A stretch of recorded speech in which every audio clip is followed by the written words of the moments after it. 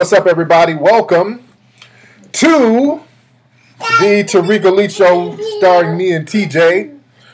We are live in Detroit right now. We're in Detroit right now. And we're going to make it do what it do. I'm trying to get everything situated, the lighting and all this stuff, so you guys can see me correctly. All right, it's a little dark in here. The lighting is kind of off, but long as the sound is good, we're going to make it do what it do. Ladies and gentlemen, yes, indeed, I'm out here in the D. Shout out to my brothers and sisters out here in the D. It is not so cold in the D. It's nice and warm out here. They said I got my Old Navy shirt on. Oh, this is the Sean John Lennon. This is the Sean John Lennon, baby. All right. Man. So how is everybody doing? See, the shirt matches the wallpaper. What is TJ doing back here? Man. What's up, Connecticut in the building? What's up, Connecticut? Is the sound straight? I just want to make sure the sound is cool. Long as the sound is straight, I'm cool in the game. Long as the sound is good, I'm good. All right? And I'm glad everybody's tuning in. We got a lot of stuff to talk about tonight. TJ and Peanut, they're about to leave in a second. They're going over to my dad's spot. The family's over there. And then y'all stop hearing the sounds of TJ running around grabbing stuff. But shout out to all my people in the D. I done ran into some people out here. People who've seen Hidden Colors, giving shout out to them brothers and sisters. Went to a lot of the old neighborhoods where I lived as a kid, where my aunt and my cousin lived. A lot of those neighborhoods, man, was kind of sad. A lot of those neighborhoods are like dilapidated. Buildings are torn down. It looks like a damn war zone in certain spots. But in Detroit, there are some nice spots. Sherwood Forest area, nice spot. A lot of nice spots. You know, you only get one side of the coin when people talk about Detroit. But out here, I was talking to my sister and her people. What they're going to do in Detroit, what they're going to do out here in Detroit, they're going to start building housing projects again. And they're going to start centralizing all the low-income people, because that's been a problem in Detroit. They don't know what to do with all the low-income people. When they start getting those projects up and they're going to start centralizing the low-income people, all of these dilapidated houses and all that shit, the gentrification is going to come heavy. It's going to come heavy. You can already see it. But it's real deep what's happening out here in Detroit. Where are my Detroit people at? All my Detroit people, where you at, family? Where are all my Detroit people? Yeah, they're building big time. Yeah, they're building big time. A lot of people still talking about last week's roast. A lot of people are still talking about last week's roast. That it was a very funny roast. You know what? Last week's roast was hilarious. What's funny, I when I saw the playback, the puppet was fucking hilarious, if I may say so myself. Because again, when I'm doing it, you know, it's one thing, but then seeing it back, that shit was hilarious. Yeah, I looked at it a couple of times my damn self. That was some funny shit, dude. That was hilarious. If you did not see the puppet show from last week, that's some funny shit, dude. Man. Yes, indeed. So, but we got some real stuff to talk about tonight. My man Tahuti is calling up. Tahuti is going to call up tonight, because what we want to talk about first, y'all know a lot of people, and I talked about this on my Instagram earlier. A lot of people are doing this ALS ice bucket challenge. Have y'all noticed that? And first of all, any cause that's going to try to help a disease or whatever, that's admirable. I'm not hating on that whatsoever. Anybody want to raise money or raise awareness to a disease, that's admirable. I got no problem with that. What I noticed about this ALS challenge thing, a very unusual amount of black people are pouring buckets of fucking ice on their heads. A couple of people doing it, okay, now that it's this trend, I'm like, black entertainers, black sports figures, all of these people, I mean, major black celebrities are doing this ice bucket challenge. And, I mean, rappers, the whole nine. And my thing is this ice bucket challenge came right in the midst of this major riot we have in this country right now. There was a major riot in this country where black people are at the butt end of tanks and guns and dogs. Where in the hell were all of these people, these black entertainers, during the Ferguson incident? That's still kind of going on right now. Because that's my thing. Because some people will use the argument, well, how come we can't represent for multiple things? My thing is, a lot of these black entertainers and celebrities and sports figures, a lot of them they ain't said shit about Ferguson or Mike Brown or nothing about this situation, to be honest. A lot of them have said nothing about Eric Garner or a lot of these situations of police brutality.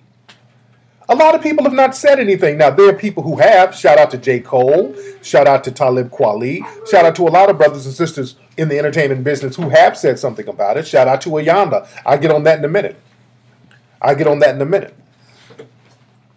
But you have a lot of black entertainers out here who are quiet as a church mouse about Ferguson and the police gaffling brothers and sisters up. I mean, they literally wage war on black people in this country. I'm not even saying this proverbially, literally, guns and tanks on black people. Shout out to Annika Noni Rose. I'll get on her in a minute. Shout out to that sister representing. And we got to talk about that situation with the fake black feminists. I will talk about that in a minute. Don't let me forget that. Shout out to that sister. Shout out to that sister too. But you have the situation in Ferguson, which has garnered international press. Which has gotten international press. Keke Palmer was there. Shout out to her. But all of these people, instead of really making a stand or taking a stand, all of these people taking a stand about what's happening with police brutality in this country. It's gone insane. Black people, and I'm not talking just black men, black people are getting the shit beat out of them by white supremacists disguising themselves as police officers. You have white supremacists who are disguising themselves as police officers, beating the shit out of black people. You have a situation, a cop just got arrested for raping black women. Did y'all hear about that? There was a cop. This dude was basically raping and molesting. He was pulling black women over for traffic violations and raping and molesting them, making them do shit in order to get out the tickets. It just, dude, it's open season. We know about the sisters who've been getting beat up by cops, but it's like police brutality is at an all-time high right now. The cops and law enforcement, they're waging war on black folks. And again, we can talk about multiple things, but when you choose to represent the ALS challenge, that's where all of these entertainers, you want to put your focus on the ALS challenge, and that's a disease who 93% of the people who get it are white. I want y'all to think about that for a minute. You got all of these black entertainers pouring buckets of ice on their heads for a disease that they rarely will get. A disease that 93% of the people who get it are white. And there's nothing wrong with wanting to represent, you know, what goes on with, you don't want white people to get diseases. I don't want that. You don't, of course you don't want that. But again, why are black folks caping so hard while your shit is fucked up? The black people, I want y'all to listen to me. The last thing your black asses have to worry about is your white daddy, friend, cousin, or whoever your boss is getting ALS. That's the last of your worries right now. You need to worry about cops rolling tanks on top of your black ass. And I'm talking directly to black folks out here. You need to worry about cops waging war on you right now, dude. What the hell is wrong with y'all? Cops are waging war on you, and you worried about some dude, some white person getting ALS, and you pouring a bucket of ice on your head for a disease you can't even get, really. I'm having my man Hootie, my Rod, call up. We're going to talk about that ALS thing. And again, not hating on anything as far as that. But get your priorities straight. Get your damn priorities straight. When we get these cops off our ass, I'll pour buckets of ice all over the place. The fuck is wrong with y'all? That's the last thing we need to be doing right now. Pouring ice on our heads for a disease that we won't even get as black folks? We caping for other people and the cops got guns sticking them up and blowing our fucking brains out? And that's what you want to congregate about? You're making a stand against a disease you don't even get? Probably something that's curable. I want my man Rod to call up to talk about that. He's going to call up in a minute, everybody. He's going to call in shortly. I mean, the police brutality right now, it's beyond Jim Crow. This is almost worse than Jim Crow right now. It's so bad, you got UN people sending in human rights people right now, quiet as it's kept, checking to see the situation with black people in America. They're talking about, and this is the international press, they're talking about America is getting back to like South African apartheid. This is the international press talking. They got human rights people coming in checking on black Americans and niggas out here pouring ice on their heads. And I think the timing of this is very peculiar. I think the timing is very interesting because, again, all of a sudden with these shootings and stuff going on and the Mike Brown situation, right when that started, all of a sudden all these black people are pouring ice on their heads. I think that's a way to make it seem like black people are not tripping about the riots. The racial issues are not as serious as the international press is making it seem. And that's just not the case. Also, what we talked about, I talked about this on Instagram, because black people will do stuff just to do it. Black people just do shit. Any non-black person come along and say, hey, everybody, do this. When black people are encouraged to do certain things by other people, that should always be a red flag. When black people are encouraged, and again, this whole ice bucket challenge, that's something that black people were encouraged to do by other folks. You were encouraged to do that by other people. You were encouraged to do that by other people. Did you know, back in the 1800s, and I posted a picture from a magazine, from a newspaper in the 1850s, they used to kill black convicts by sitting them in a chair and drowning them to death by pouring buckets of water on their heads. Y'all know that? Back in the 1800s, they would get black convicts, and the way they would kill them or torture them, they would pour water on their heads, sit them down, and pour buckets of water on their heads and drown them. When you see everyone in America, almost every day. 1 second, family. Hold on. You notice a few things. Hold on. Like the fact that we got a lot of folks in here. Hold on. Let me get this out of here. Hold on. All right. Sorry about that. Sorry about that, family. But like I said, it's now known as waterboarding. You think that y'all remember when they were talking about waterboarding? Y'all remember that a few years ago they were talking about torturing people with the waterboarding and all that stuff? Y'all remember that a few years ago they were talking about getting hostages and the U.S. troops with waterboard? That waterboarding shit is old, dude. That's old. That ain't new.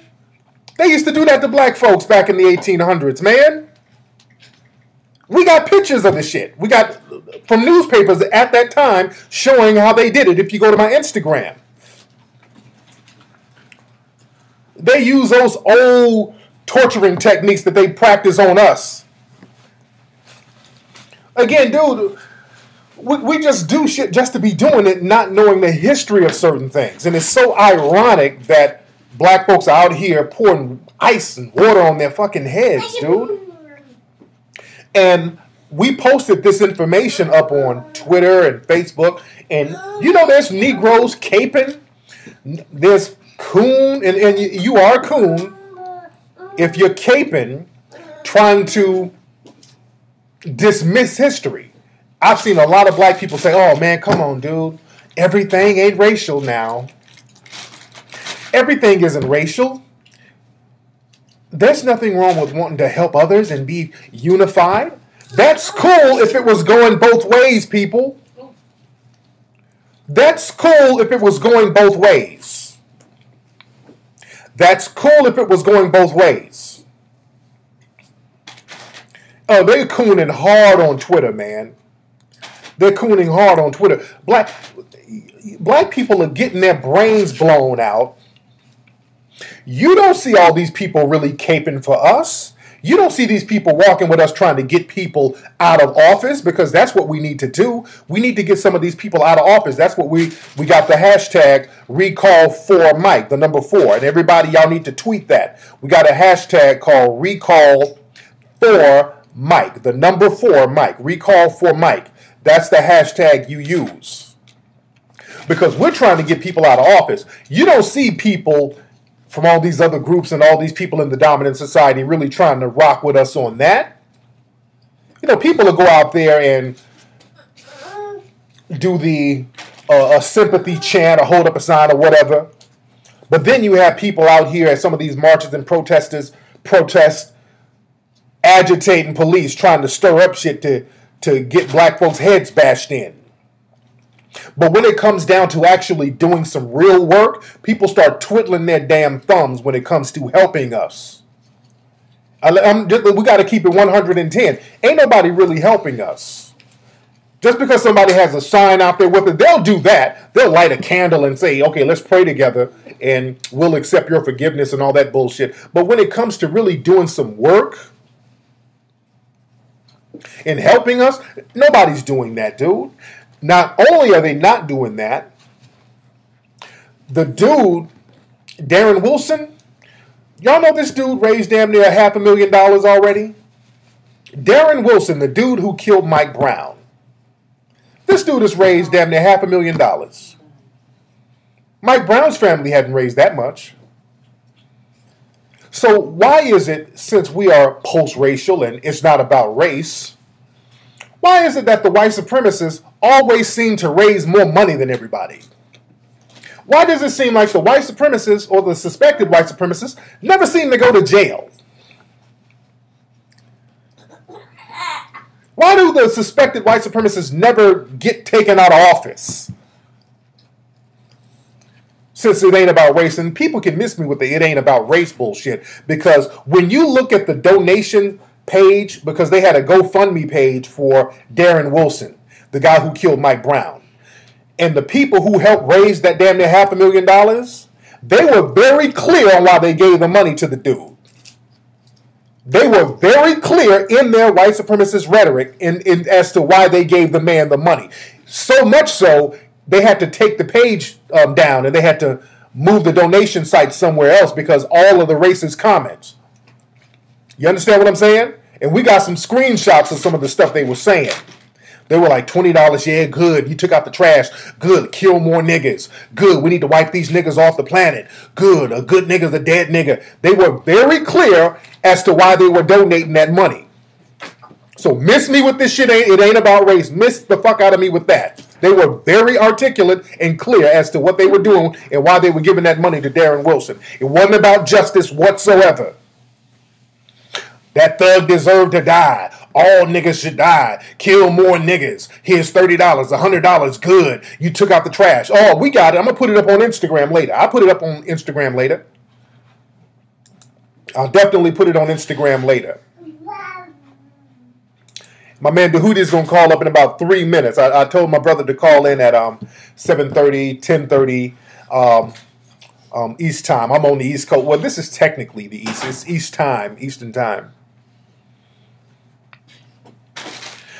But again, man, shit is real out here. No, I'm not. No, Nelly. I don't say Nelly's a coon in the house, Negro. I'm not going to say that. But they made Nelly get out there and represent his city. They made Nelly because that's the thing. See, though, in the dominant society, and this goes both ways. This is another thing. If we want our entertainers, and I want black folks, and I want y'all to listen to this. A lot of people will say, "Hold on, let me see if this is the Hootie." Hold on, and I don't want to miss that thought. Hello, who's calling? Hey, what's going on, Submit? Hey, how you doing, brother? I'm gonna have you call back in a minute, brother. Okay, I'm waiting on Hootie to call up. What's up, T Jeezy? But yeah, Peanut's about to go back. She's going over to my dad, my sister's house. But I'm gonna post the screenshots. Hold on. I will post the screenshots on Instagram. Hold on. I got them on my phone. I want y'all to see some of the things they were saying. Let me put it on Instagram now. All right? My Instagram is at Tariq Elite. I want y'all to go to Instagram now. I'm about to put the screenshots on right now. Hold on one second. Hold on. I'm about to put the screenshots up right now, but it's at Tariq Elite. That's my hold on. That's my Instagram. Hold on. The photo stream. Hold on one second. Where's the shit? Hold on. Hold on. It's listening to the show live. Okay, my family's listening to my show live. What's up? What's up, Tia? Tia, Peanuts and TJ on their way over there. Okay. Damn it. It's on my iPad. I gotta do it on the iPad. The picture's on my iPad. But I'll put it up later. Let me see that iPad real quick, babe.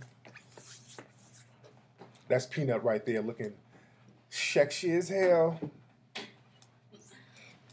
Say what's up to everybody, Peanuts. TJ's falling out. Thanks, babe. What's up, everybody? Oh, man. Oh, I think this is my man Tahuti right here. Hey, what's up? Who's calling? Yo, Tootie Matra here. Brother Tootie, how you doing, fam?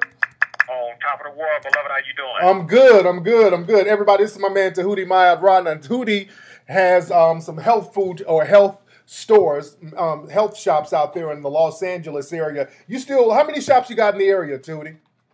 I have two. I have Glendale, and I opened up one in Los Angeles last year. So we got two: Glendale, California, San Fernando Valley, and Los Angeles near the Hollywood Silver Lake area. Oh, okay. They open 7 days a week.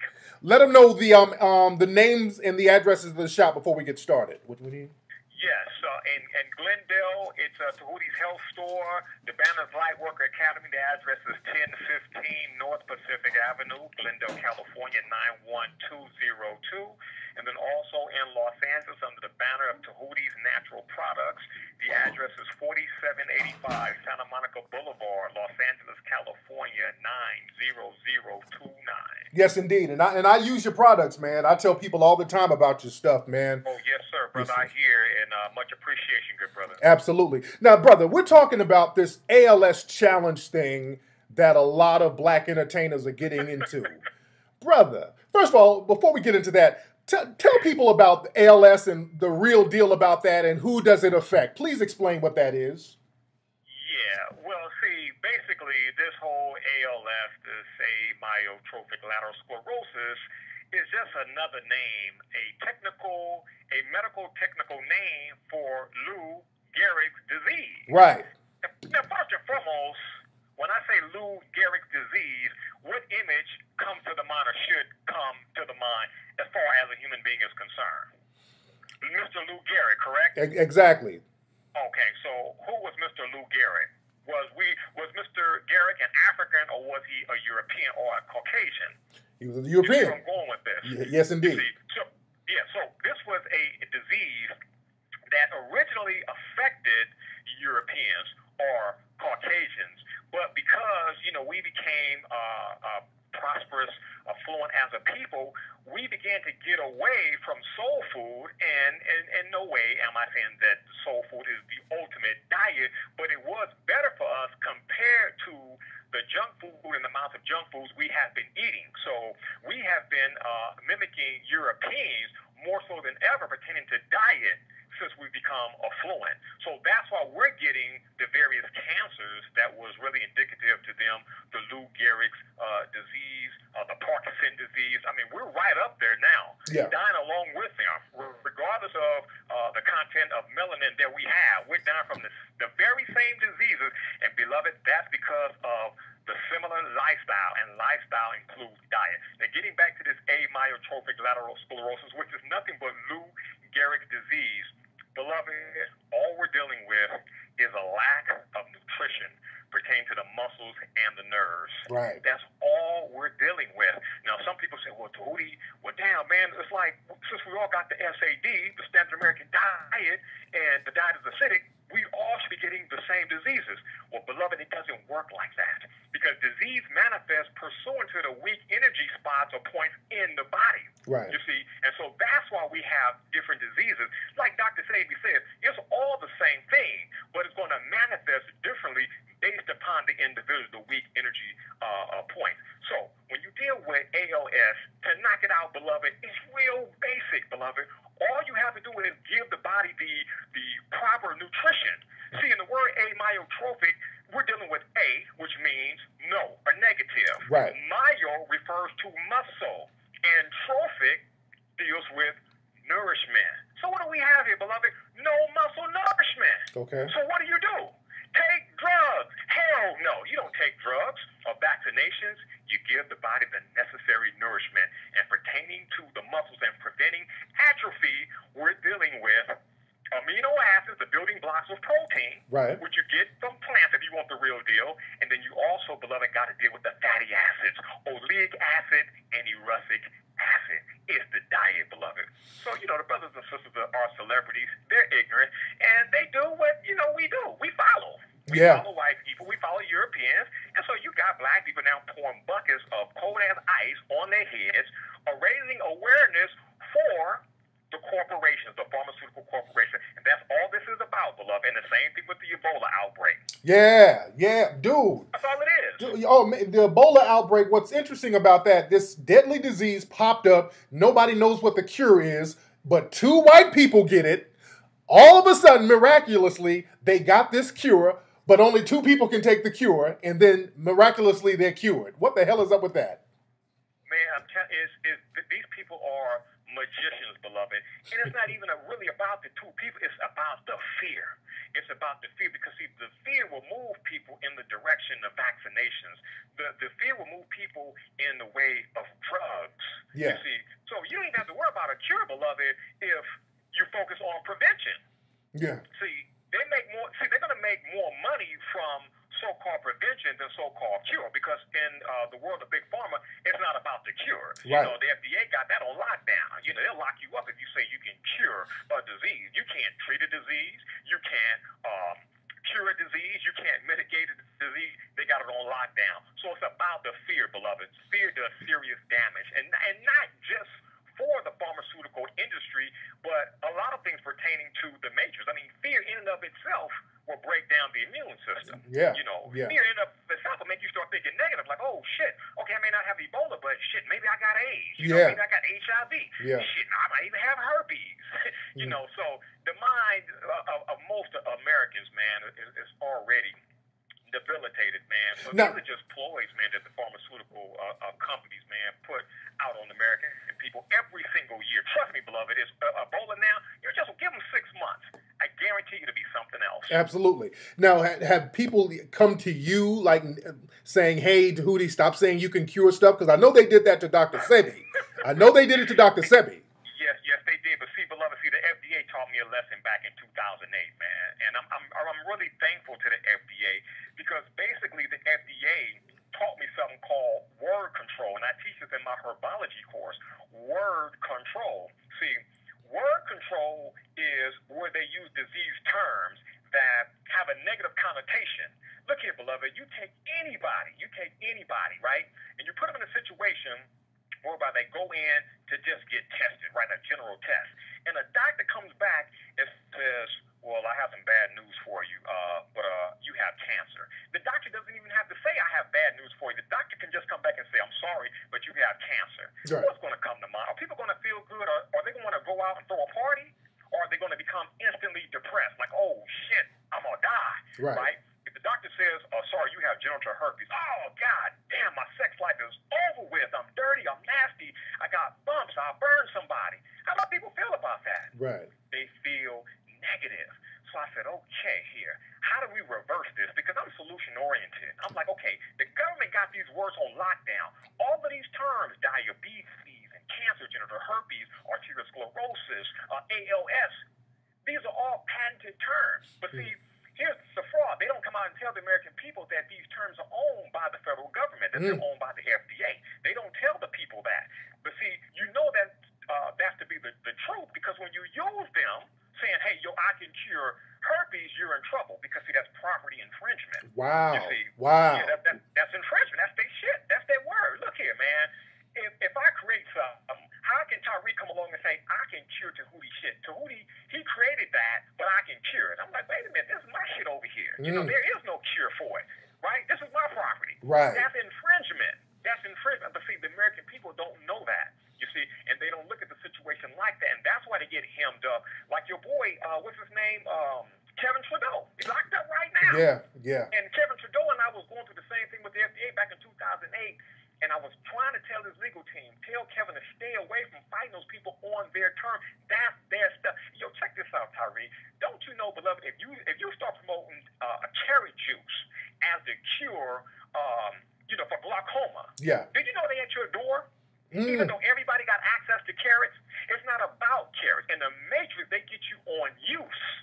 See, use determines the function or activity of a thing. Yeah. So the use of carrots to cure a disease makes the carrot juice a drug the way that it's being used. And this is all backed up in the Code of Federal Regulations and the FDA regulations. It's deep, beloved.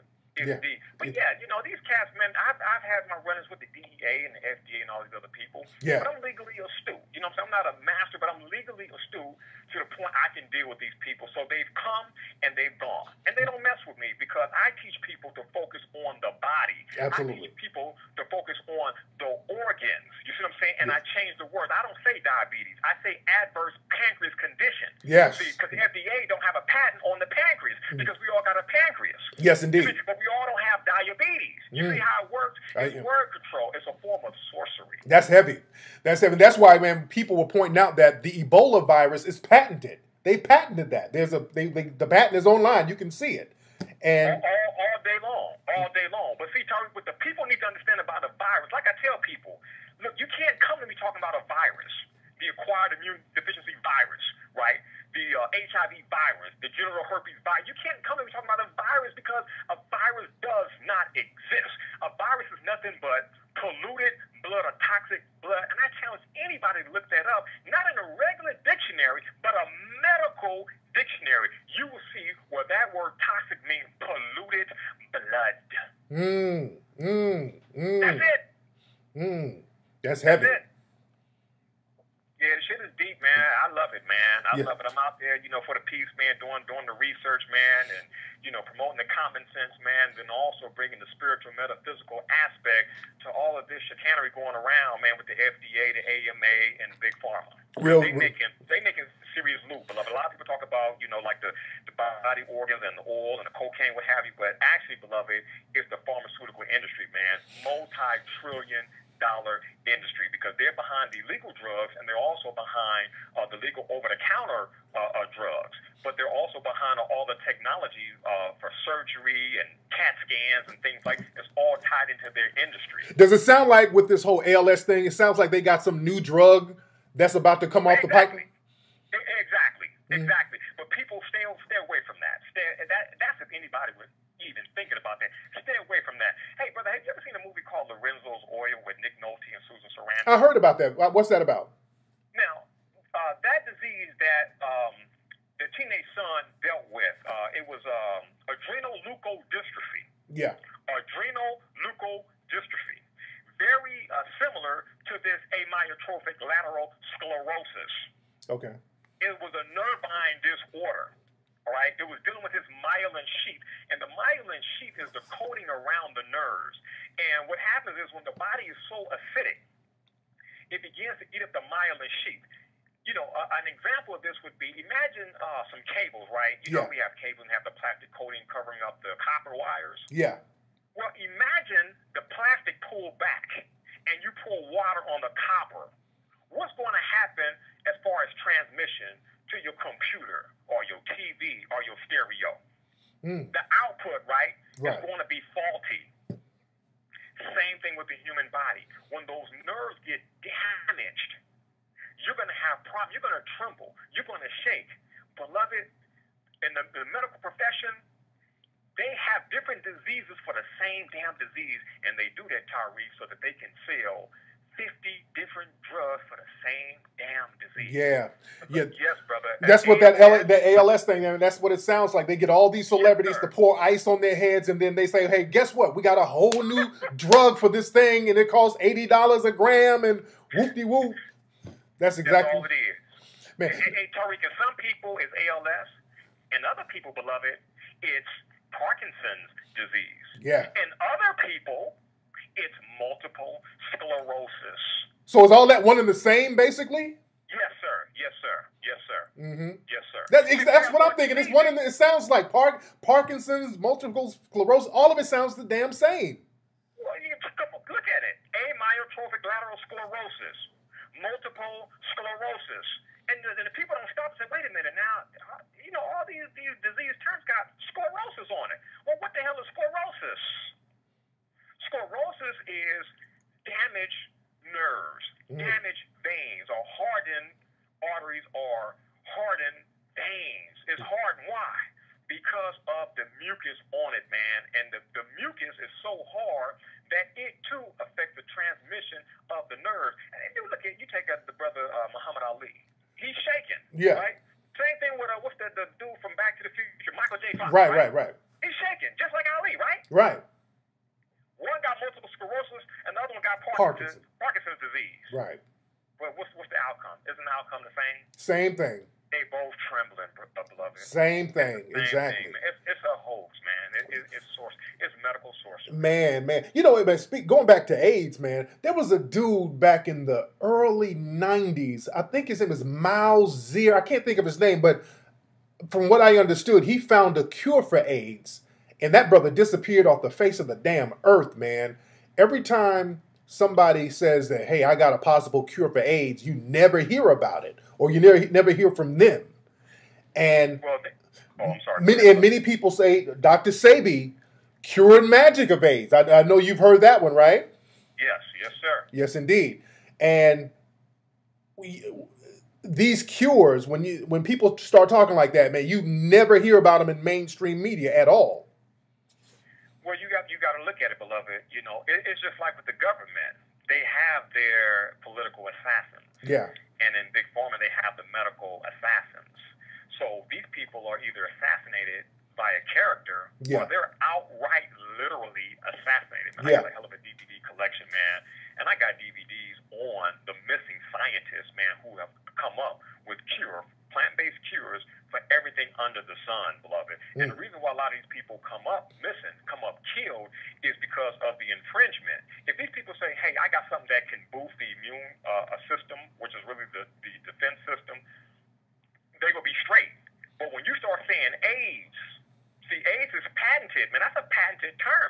AIDS is an industry, man. You're messing with the money, and they will take you out. Yes, indeed.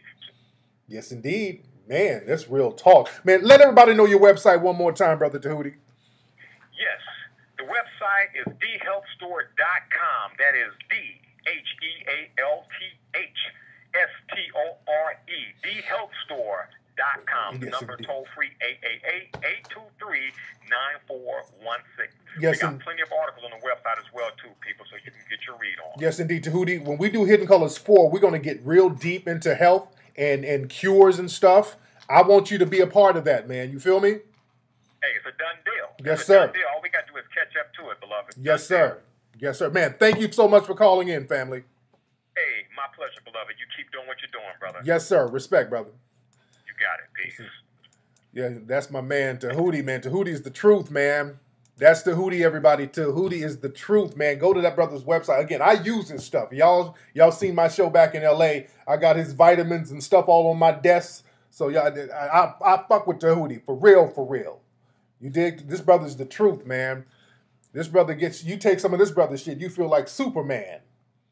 A man is the truth. And again, when we do Hidden Colors 4, that's one thing we're going to really get down on. We're going to really talk about health real heavy. Because in the first couple of Hidden Colors, we touch on it just a little bit, but we're going to go deep into my man. You see the hot fire my man was spitting? Man, I want to get him. I already got Dr. Sebi lined up. Brother, I want to get Layla Africa. What y'all know? Who knows about Layla Africa? Dr. Africa. The truth. These brothers spitting that hot fire about health and nutrition, and Dr. Phil Valentine. That's enough. Dr. Phil Valentine, he's a nutritionist. He spits that hot fire. So getting just that section alone is going to be the truth. So, man, but like what my man was talking about, this whole ALS challenge thing, dude, this is about the big pharmaceutical companies, man. They got a new drug they got coming out, dude. That's all this about. They got a new drug coming out, and they getting all the celebrities to sit around and pour buckets of ice on their heads because they got a new drug. And again, they're made to do that. These black entertainers are made to do it. They're told to do that. You got major entertainers that's doing this ice bucket challenge because the people on top have stepped to them and said, hey, we need you to do this. You understand what I'm saying? They're like, look, we need you to do this. And you always got to be very careful. When you see a movement coming from the top, trickling down, that's something that you should always be wary about. Just like with that Coney 2012 thing.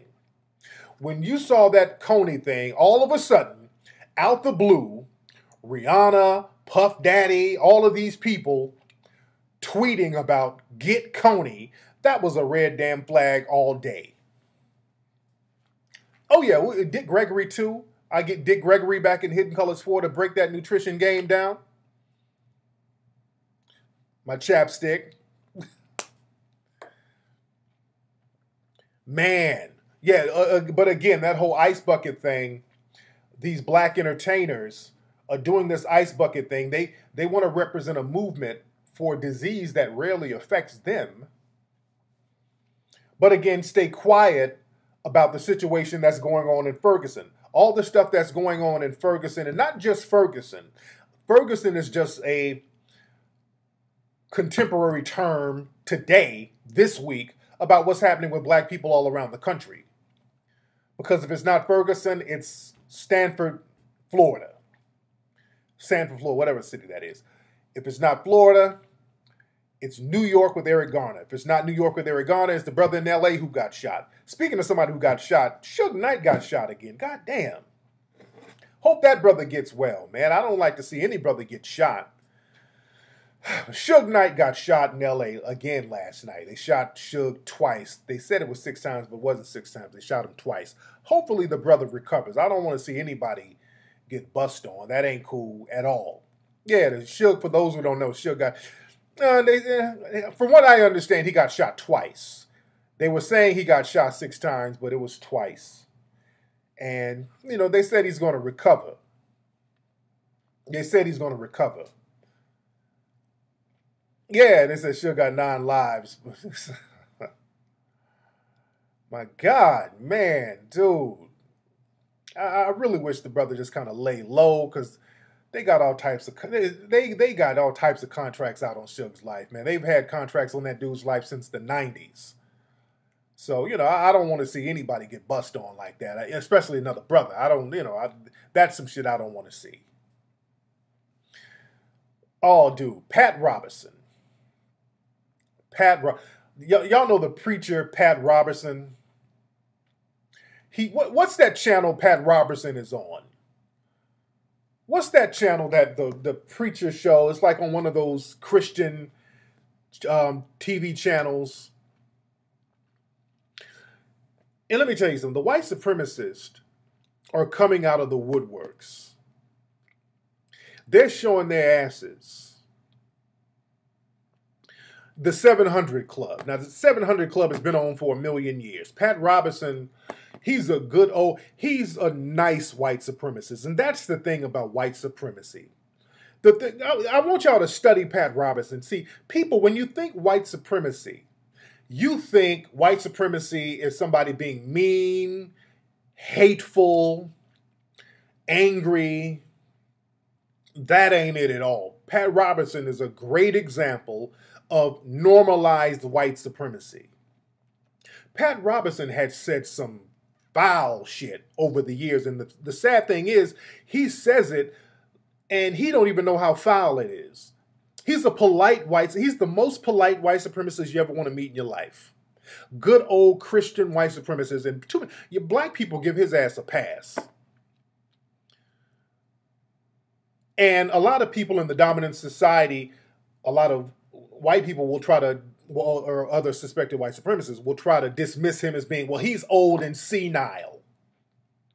Oh, Pat Robertson, he don't know what he's talking about. Yes, the fuck he does know what he's talking about. Oh, he's just old. He's just, he don't know any better. Bullshit. Pat Robertson, you know what Pat Robertson said a couple of days ago? This fool said that Mike Brown was most likely on PCP. That's probably why he got shot. Dude, when I saw the headline, I literally thought that I was reading an Onion, you know, the Onion, the parody website. I'm thinking I'm reading like the Onion. I'm like, oh, that's come on, don't even, because I get mad when people post parody and satire shit on my page. I'm like, hey, come on, man, stop all that. Don't post no bullshit on my page. But there was a video, and I saw the video of him saying it. I'm like, oh, God. This fool, it's video. It's not, he's saying, he's like, oh, man, you know, that old Mike Brown, you know, big old black guy attacking that little police officer, beat him up. He was probably high on that PCP. Who in the fuck sells PCP in 2014? He hasn't even updated his stereotypes. That's the funny thing about Pat Robertson. He's so racist, he don't know how racist he is. He don't even know the new stereotypes. He hasn't updated. That's, you know, back in the 70s, they used to say that about black folks. Oh, that nigga's high on PCP. Let's kill him. That's that old 1970s shit. He hasn't even updated the stereotype. You have to see it to believe it, people. He said Mike Brown was probably on PCP. He beat the officer up, and the officer had to shoot him. And I'm like, oh, God. And the thing is, that show goes out to millions of people, because you'll try to dismiss him as being old and senile, but let me tell you something. The people who listen to this goddamn idiot, these are the people who are your bosses at your job. These are the people who are on the jury that you have to get on to determine whether you're going to spend the rest of your life in prison over some bullshit. These are the people who are the principals at your school who miseducate your children. It's the Pat Robertson crowd. You think they're stupid and senile. These people run your ass. These crazy senile white supremacists run your ass. Think about that. Don't dismiss Pat Robertson as just some old kook. He's on TV for a reason. The people who put him on TV, they know he's a crazy goddamn one. Dude, he said some more foul shit than that.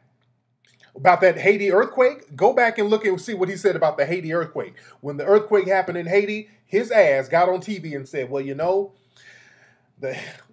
God just don't like those Haitians. The Haitians are cursed. I swear, am I lying, people? This motherfucker got on live national television and said the Haitians were over there practicing that voodoo. They're doing the devil's work. God is punishing them. They went over and they made a pact with the devil.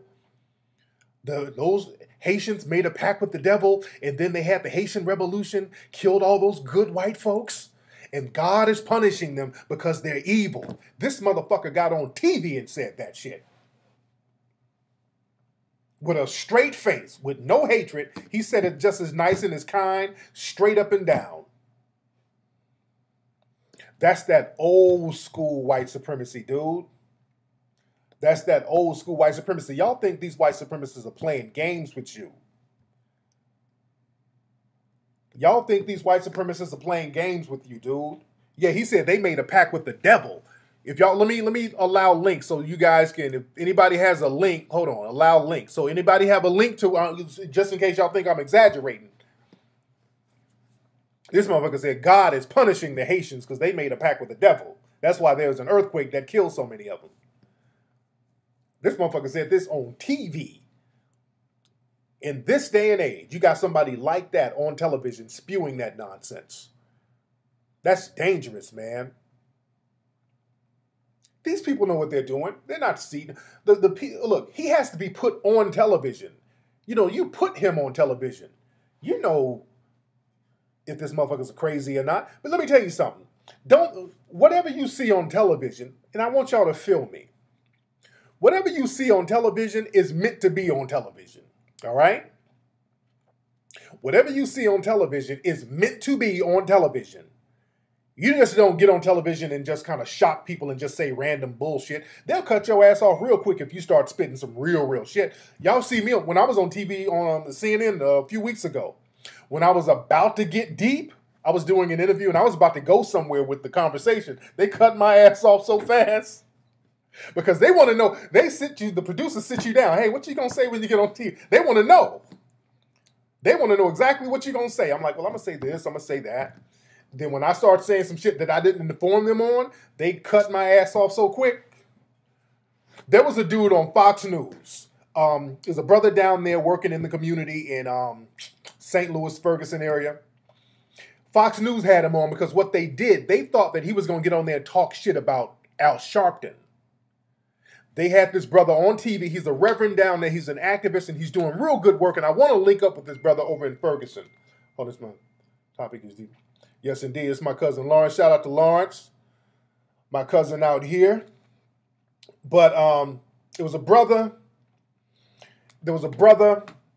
Damn, what's that brother's name? He's a preacher down there. Young brother, man. Real good dude. So Fox News brought him on. They were like, yeah, Al Sharpton's down there causing trouble, stirring up this and stirring up that. And we got somebody on here who's not pleased with Sharpton, Reverend such and such. And the brother got on there and he flipped the script on him. He was like, yeah, you know, we out here doing work. You know, we out here trying to get the community together, trying to build and, you know, trying to organize our community to vote. And, you know, we Al Sharpton, you know, we're working with him. You know, that's our brother. We're doing things. And, you know, we're trying to work with not just him, but other people in the community. So the lady on Fox was like, well, you told our producer you had a problem with Sharpton. And the brother was like, well, you know, I did kind of have some issues with him. But again, I sat down and had a man-to-man talk with him. So everything is cool. We're on the same page. And we're just trying to get this done. We're trying to get some, get the police chief recalled. We're trying to do this. Nigga, they cut his ass off so fast. They cut it. They're like, oh, breaking story. They cut that dude off in mid-sentence. They cut that brother off so fast when they saw that he wasn't going to shit on Sharpton and he was talking about doing some real work out there in Ferguson. They cut his ass off just like that, dude. Was it Pastor Robert White? That was his name? That shit was hilarious, dude. That shit was hilarious. Shout out to Talib Kweli. Talib Kweli went out there and got into Don Lemon's ass. Not literally. Let me reword that because getting into Don Lemon's ass. Not literally. But he got on Don Lemon. Let me say that. All right, because that sounds like the title of a new porno movie. Getting into Don Lemon's ass. So let me pause that. But Talib Kweli got on him. He got on Don Lemon. He gave Don Lemon that work. Shout out to brother Talib Kweli. Y'all know, we were trying to get Talib Kweli in Hidden Colors 3. We had a scheduling conflict. We might get him in Hidden Colors 4, though. We might get him in 4. But, again, what you see on television is meant to be on there. What you see on television is meant to be on there. And we got a hashtag called recall for Mike. I did my last podcast talking about how we should work with the people down there in Ferguson to recall some of those politicians, because that's going to set a precedent for certain killings and shootings by these cops all around the country. You understand what I'm saying? Shout out to Killer Mike too. Killer Mike is a rider. So we got a hashtag called Recall for Mike. We started this hashtag. A lot of people are retweeting it. They're supporting it. A lot of celebrities, a lot of actors, a lot of rappers. Killer Mike, shout out to Mike. J. Cole, he was out there shouting out Hidden Colors out there in Ferguson. Shout out to the rapper J. Cole. But we got Young Turk. He was retweeting. Shout out to Iyanla Van Zant. She was supporting the hashtag. Anika Noni Rose. What's her name? The actress Annika. I want to say is it Anika or Annika? I always mispronounce her name. Is it Anika or Annika? The actress. She was in Dreamgirls. Beautiful sister. She was also the voice of Princess and the Frog. Beautiful, beautiful sister. She was supporting it. Anika. Anika or Nika? Annika or Anika? Anika Noni Rose. She was supporting it. And shout out to my man Spoken Reason. A lot of people were supporting the hashtag. And Iyanla, we were corresponding, and, she was letting us know that she got some brothers down there, some brothers on the boots on the ground. Iyanla's cool. She's a rider.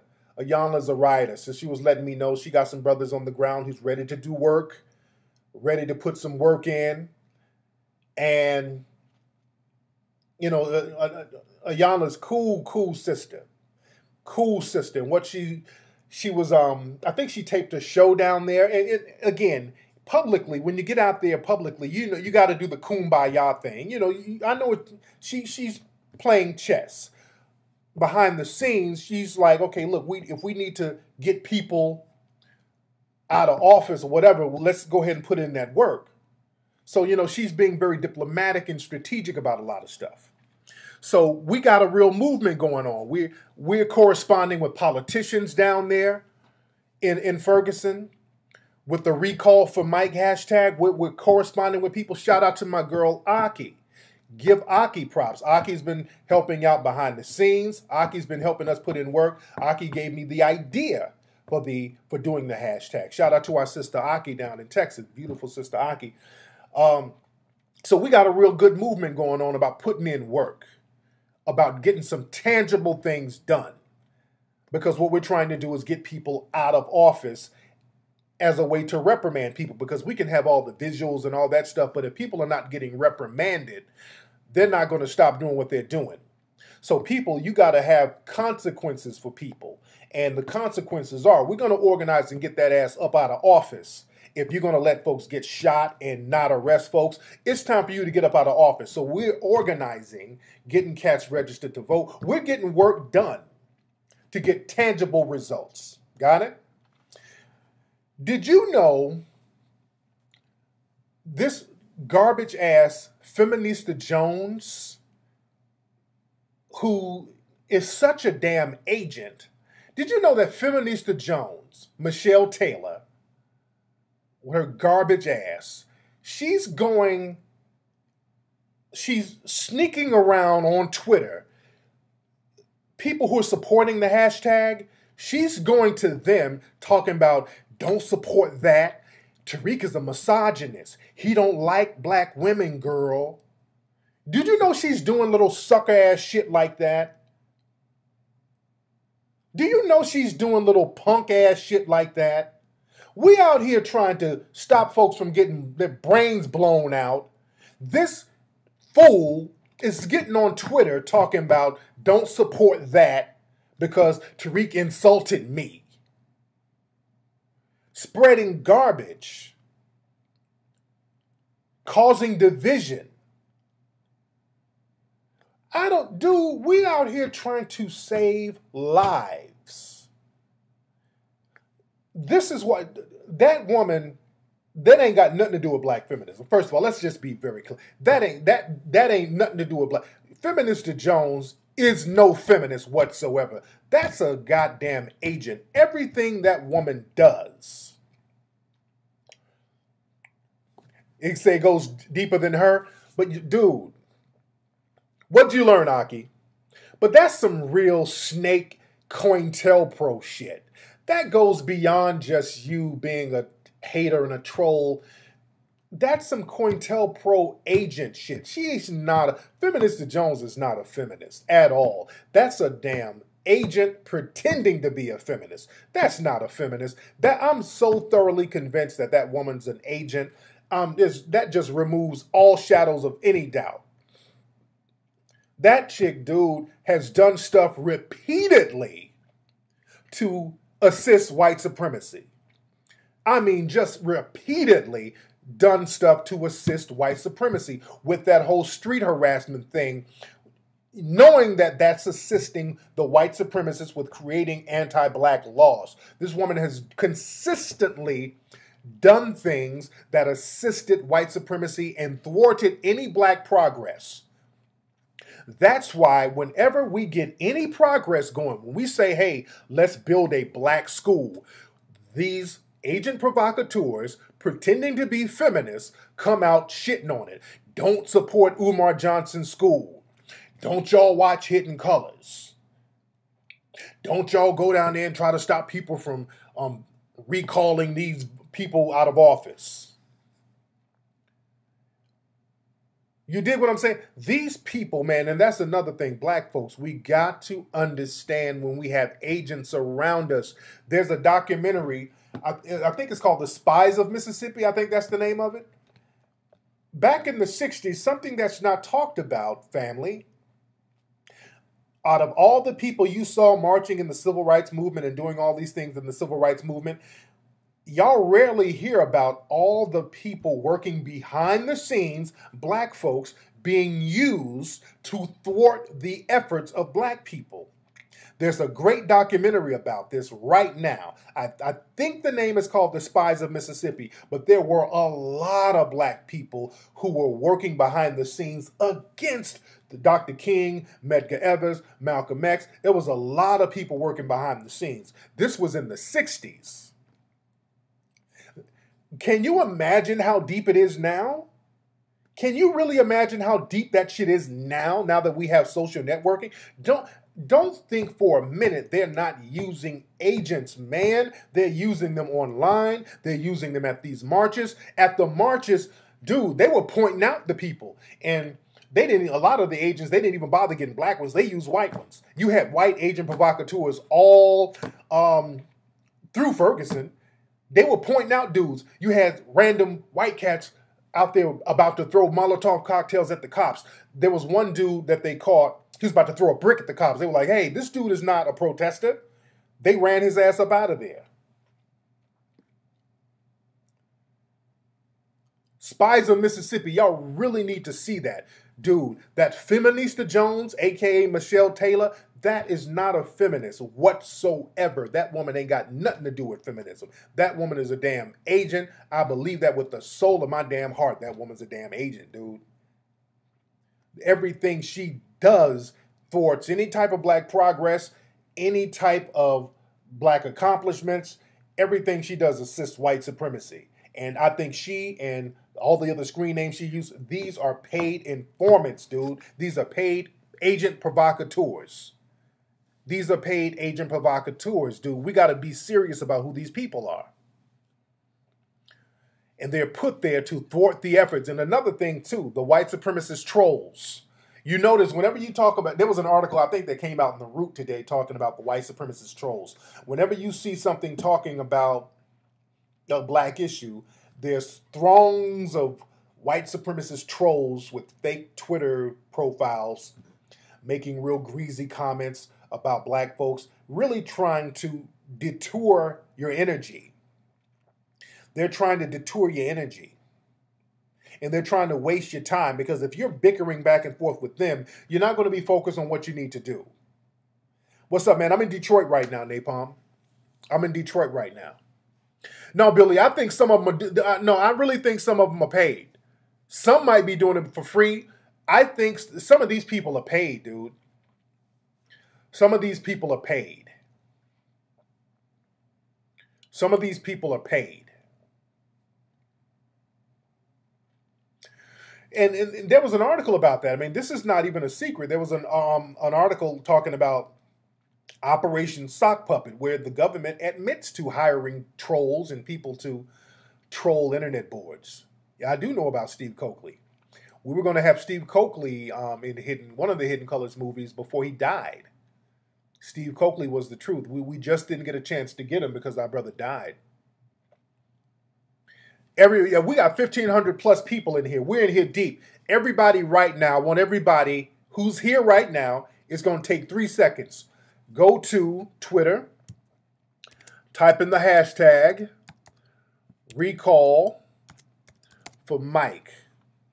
That's the hashtag right there, family. We got 1,500 people in there. We should have 1,500 tweets right now. Y'all see that? I just typed that in. Recall for Mike. Because what we're trying to do, and when I get back to LA tomorrow, we're going to get real busy on that too. We're going to go deeper. We're trying to get some of the people down there recalled. We're going to be talking with our sister, who's a state rep down there, Tariq Nasheed, no relation, because she's already working to get the prosecutor out of there. So we're all on the same page, and that's the thing. And you know what's funny? A lot of the right-wingers, they're upset because there's a movement of getting black people registered down there. They're like, oh, it's fueled by racism. Oh, wait a minute now.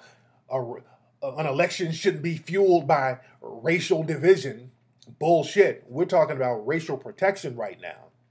Because now people are getting mobilized. People are like, hey, we do need to get out here and register to vote so we can get these people out of here. Because my thing is, if we're going to vote, always have money or an agenda behind your vote. If you're going to vote, always have money and an agenda behind your vote. So when you go down here and you're registering to vote and you got a clear objective in mind, that's power.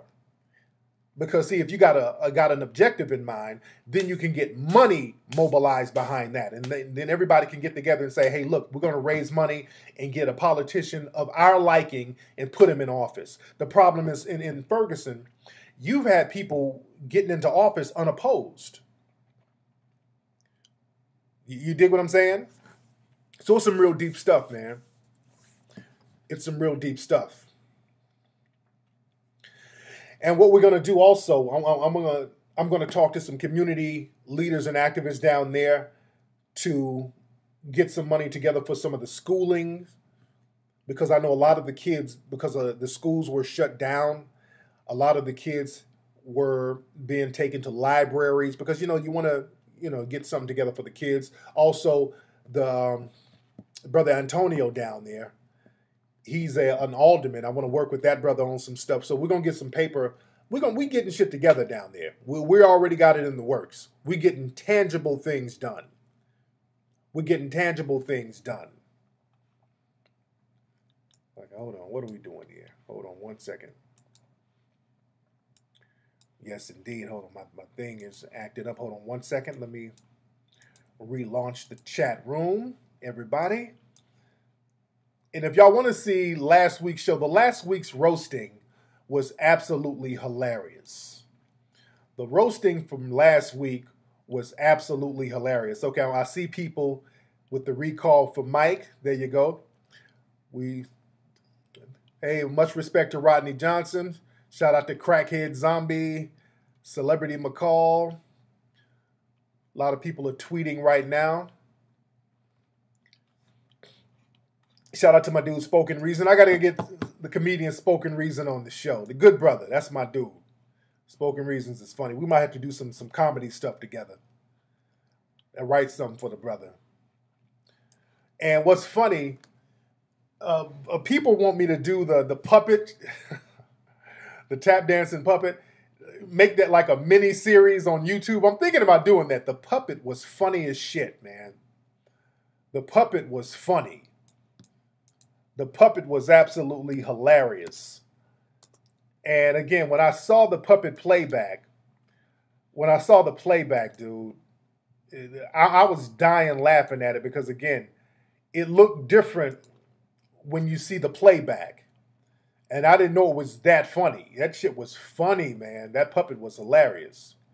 So we might make that a series, like a little mini series on YouTube. So I'll keep you guys posted on that. Hold on. What is this? What is this? Because these guys are the cheapest. Hold on. Y'all wait for this commercial to go by. Because a cut rate price could mean cut rate protection. Get great protection and a great price. Plus Hold on. Wait for the puppet to go by. Get a quote now and see how much you can save. All right. Sorry about that. Sorry about that, fam. But yeah, I'm in Detroit right now, fam. Say don't drag the joke, but no, it's the whole everything about the puppet is funny. There's a whole bunch of shit. When I saw the puppet, I forgot that it was doing the puppet do. That's some funny shit. A puppet doing the Smurda dance is some funny shit, dude. The puppet doing the Smurda dance is hilarious. Man, speaking of the dude, and I'm not going harp on dude because again, I'm not going to beat a dead horse. But dude did a show or a video dissing Francis Cress Welsing. So, that's the kind of dude you're dealing with. And this is why the dude only has a couple of hundred listeners. And listening to this, he's going to probably play the victim role like I'm talking about him, which I'm whatever, man. But the dude, and I'm not going to roast the dude over and over again. I mean, I can only roast you. I can roast you a couple of good times and you're done. He's done. I mean, nobody's really taking that dude's. There's no way you can look at that dude and not see that puppet. There's no way in hell you can look at dude and not see the puppet. You dig what I'm saying? Man. There's no way you can not laugh when you see dude. There's no way you cannot laugh when you see dude, man. Yeah, the puppet episodes are going to be short. If I do the puppet episodes, it'll be short. It's not going to be a whole long thing. No. Got to be short to the point. Short and to the point. But the puppet is funny as shit. I got to bring that puppet back. Because this shit, because I done seen it about 5 times, and I laugh my ass off every time I see it. Man. Yeah, I saw where the dude dissed Francis Cress Welsing. That was real tacky. But again, that's the dude got a problem, man. And that's why nobody really takes the dude seriously. The dude really don't have no listeners. The dude has to pay trolls to comment on his page. So it's just real. Yeah, some parts I was laughing. Y'all saw on the thing, I was laughing at some of the shit my damn self. Some of the shit was so funny, I'm laughing in the back. You dig? But hey, it is what it is. Man. But again, like I said, man, we got to watch out who these agents are in our community. Yeah. We got to watch out who these agents are in the community. You say, how do I feel about Crystal Wright? Nothing. Let me say this. People like Crystal Wright, I know y'all have seen this dude, Reverend Jonathan Gentry, I think that's his name. This dude who they're parading around on Fox News who's telling black people they shouldn't riot and black people need to stop blaming white people. They'll always put any black person who spews that, they'll put them on TV at the drop of a hat. My thing is this. People like him, people like Larry Elder, people like Crystal Wright, just like Neely Fuller said, do not waste time shadow boxing with them because that's all you're doing. You're shadow boxing with people like that. You're shadow boxing with people like that because the thing is with the Crystal Wrights and the Larry Elder, there's a whole line of new Larry Elders waiting to step up. There's a whole plethora of Crystal Wrights ready to step up and take their places. At any given time, there's a whole line of these Reverend Jonathan Gentry. This dude has an S curl, ladies and gentlemen. Dude, my tech, stop typing the same thing, dude. I'm about to block you if you keep typing. I'm out of town. I'm in Detroit, dude. But like I was saying, a lot of these people, there's a whole line waiting in the Raptors of black folks ready to throw other black folks under the bus in order to get props and a pat on the head from the dominant society. So don't focus on those black people. I just make jokes of them and keep it pushing. Larry Elder is funny to me. Crystal Wright is funny. That's why we put all those people on the coon train. We just make a joke out of them and keep it pushing. They're jokes. They're not even anything to be taken. Do not have a serious conversation with those people. I wouldn't have a serious conversation with them to save my life. I would laugh them off if they put them on TV next to me. I wouldn't have a conversation that's serious about race. These people are paid to troll you. Larry Elder is always, no matter what you say, Larry Elder's job is to talk greasy about black folks. That's his job. Jesse Lee Peterson is a joke. Jesse Lee Peterson is a joke. Their job is to talk greasy about black people. They don't care what type of logic you bring. They don't care about making themselves look stupid. Their job is to talk greasy about black people. So they have no reputation to uphold. They're not dangerous at all. They're dangerous if you take them seriously. Larry Elder's not dangerous because we know what Larry Elder's job is. What Larry Elder does, he regurgitates white supremacist rhetoric, just like a lot of these other people do, so that the white supremacists don't get in trouble for saying that stuff. They figured out, hey, if we put Pat Robertson on TV, or we put too many white people on TV talking crazy about black folks, we're going to get labeled as racist. But if we get Larry Elder to say what we want to say, or if we get Crystal Wright to say what we want to say, or Jonathan Gentry to say what we want to say, then we can get away with saying it. So they're dangerous in that aspect because they're used by the dominant society. But my thing is this. When I see a black person talk greasy about other black folks, and usually it's a white supremacist or suspected white supremacist who put him up there to say it. It's usually a suspected white supremacist who put him up there to say it. Remember, you don't get on TV without them knowing what you're going to say. So my thing is, when I see a black person regurgitate white supremacist views, okay, I'm going to look right at the white supremacist, whoever the host of the show is, and I want to be like, okay, do you agree with what he's saying? That's what I want to know. Because a lot of suspected white supremacists, they like to do that. They like to regurgitate, they like to say a lot of racial stuff and then quote some black person.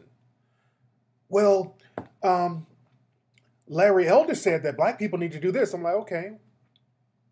Larry Elder said that. So do you believe that? Well, Larry Elder, no, I don't care about what Larry Elder said. Do you believe that? Well, Dr. Martin Luther King said we should all forgive. And that's another thing. When they start playing the Dr. Martin Luther King card. Black people, I done told y'all a million. Will you please start calling people out when they play the Dr. Martin Luther King card?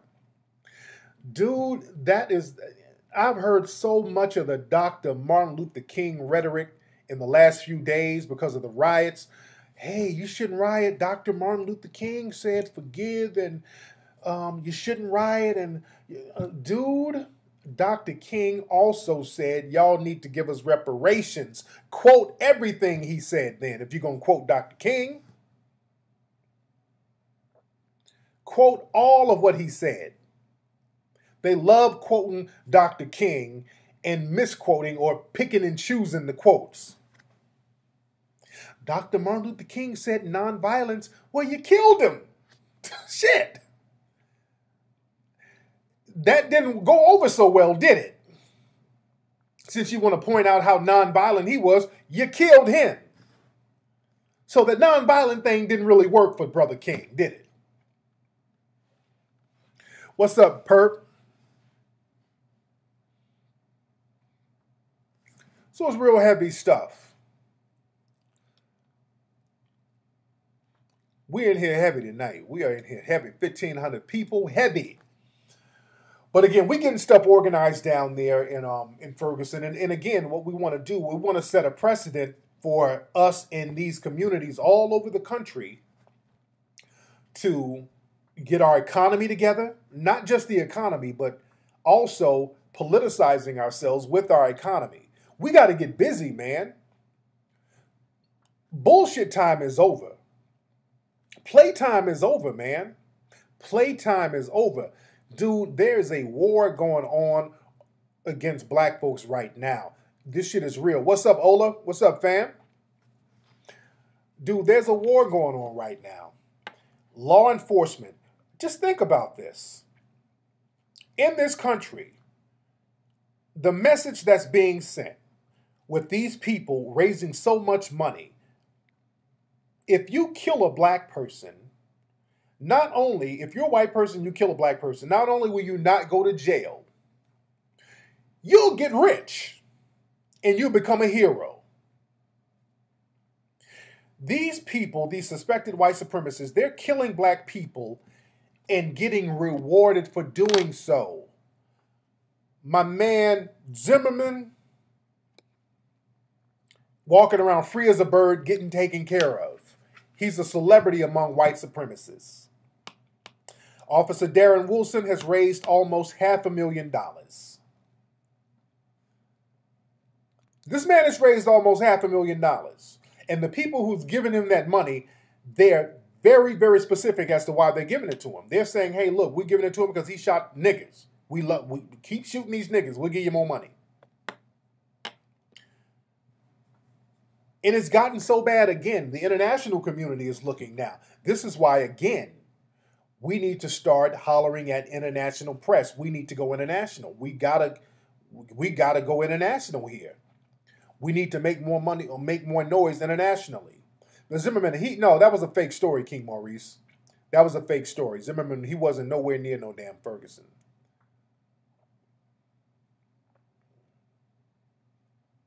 But again, like I said, man, white supremacy is a religion, dude. White supremacy is a religion, and what you do, it's a religion and it's a lottery. And I did a show a couple of weeks ago called the White Supremacy Lottery, where they pick random black people, kill them, and you become not only a hero, you literally get money. You not only become a hero, you get money. You get money for killing black people, dude. This shit is a lottery. That's an incentive for people who happen to be white supremacists to go out and become cops, and they figured out that you got diplomatic immunity. If you are a white supremacist and you want to go kill black folks, become a cop, and you can hide your white supremacist mentality behind that, and you can get away with it. And we're pouring buckets of damn ice on our heads. That's inappropriate behavior. That's inappropriate behavior. Just reach out to them, man. That's how you do it. You write to them, email them, reach out to them in groups.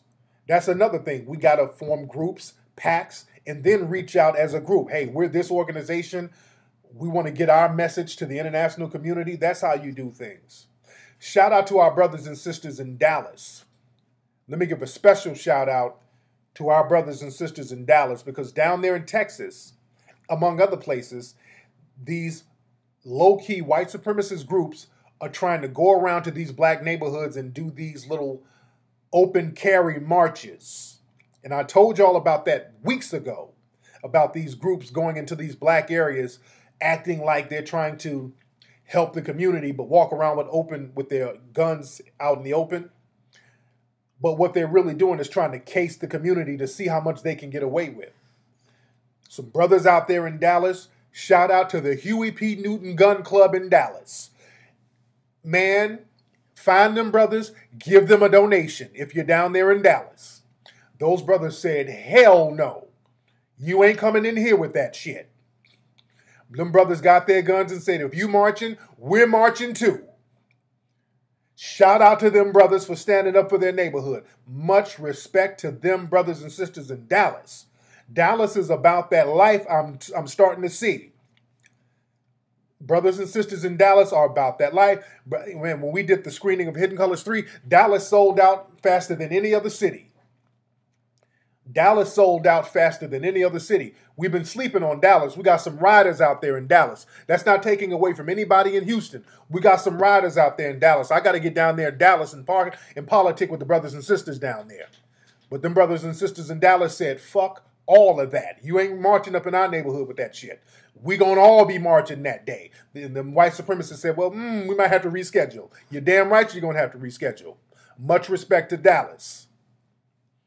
Much respect to Dallas.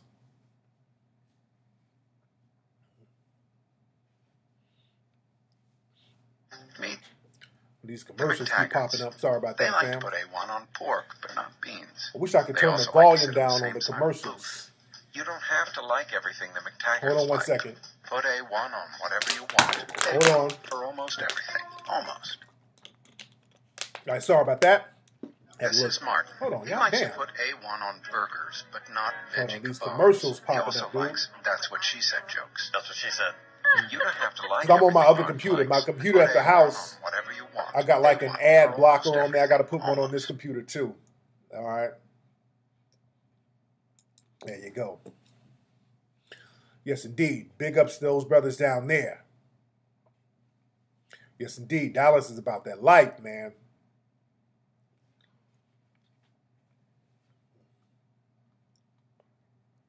A woman got gunned down in Macon. Dude, I saw a sister get pulled over by the police. What city was that? She was in the car with her children. This is how bold the police have gotten. This sister was in the car with her children. I mean, her children are like 6 and 8 years old. The cops draw guns on the black woman, pull her out the car, handcuff her because they said that the car fit a description for a stolen vehicle or something, but the car didn't even fit it wasn't even the right car. Dude, this story really pissed me the fuck off. They pulled the sister out the car, and she didn't do nothing. This is a total innocent sister. Pulled her out the car at gunpoint, pulled the kids out of the car, basically at gunpoint. The kids are 6 years old coming out the car with their goddamn hands up. This woman's kids, like a 6-year-old kid, with the kid is with the hands up, getting out the car.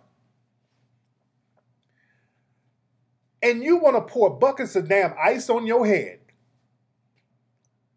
And there's a video of that, by the way. There's a video of it. So it wasn't, I thought it was in Dallas.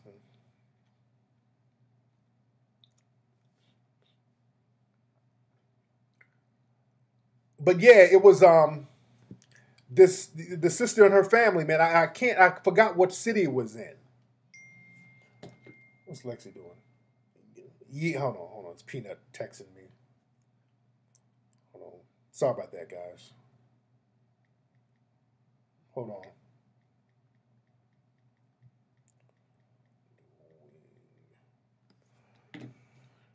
Man. Yeah, the Huey P. Newton thing was in Dallas. I remember specifically. It was in South Dallas. And somebody just showed the link. The Huey P. Newton Gun Club. I think there was another situation in Houston, too. There was another situation because I saw some brothers and sisters in Houston, too. I'm not taking nothing away from Houston because there were some brothers and sisters in Houston, too, who were like, look, y'all can't come up in here with that. But I know in Dallas, the Huey P. Newton Gun Club, they were real organized with theirs. They got their shit on lock. They're real organized too. But I know in Houston too, they got a gun club. I don't know if they got a specific gun club, but I know some brothers and sisters showed up with their guns too out there in Houston and said, hey, y'all can't come up here in the 5th Ward with that. Oh yeah, Dinesh D'Souza, he's another one. He's another one who says a lot of slick shit about black folks. And that's another thing with the whole Fox News crowd. Another thing, what they do, instead of getting just black shills to regurgitate white supremacy, what they'll do, they'll get like a person of color, like a Filipino or an East Indian, to regurgitate their white supremacist views, to make it sound more scientific. Because the thing is, with Larry Elder Larry Elder, to truth be told, the white supremacists don't take Larry Elder seriously. That's the thing. To truth be told, the Jonathan Gentry, deep on some real shit, they know he's a coon. They don't take him seriously. They don't take these. When Larry Elder's like, well, black people need to stop doing it, they're like, okay. They're like, hey, I'm glad he's saying it, but oh, this nigga's such a fucking coon. That's what they're thinking. They're looking at him. You can see it in their faces. They have a look off. When the Jonathan Gentry guy was on Fox talking all that goofy stuff about black folks rioting and how black people are their own worst enemy and all that, you can look at the Fox News people.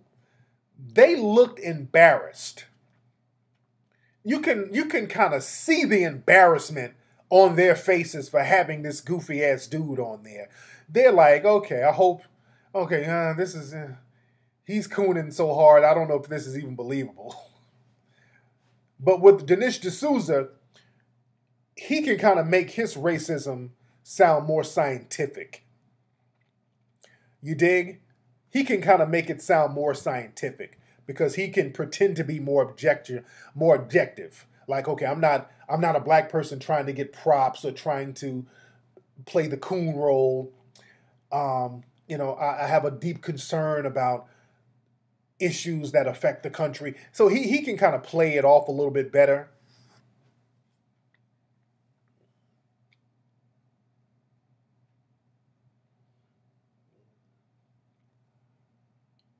But it's real heavy stuff. Let me get the phone number. Let me get a couple of calls in a minute. The number is 818-850-5404. He's always like that, R. Ward. That's the link for the sister who got pulled over with her kids. But again, what we need to do, man, black folks, we got to start getting business minded. And again, that's all over the place. Let me talk to my younger folks because again, a lot of older black folks are just kind of set in their ways. My teenagers out there, my younger people, we got to get you to be more business minded. We got to get you to be more business minded and thinking about ownership. It has to boil down to us owning stuff and utilizing our money to build an economy.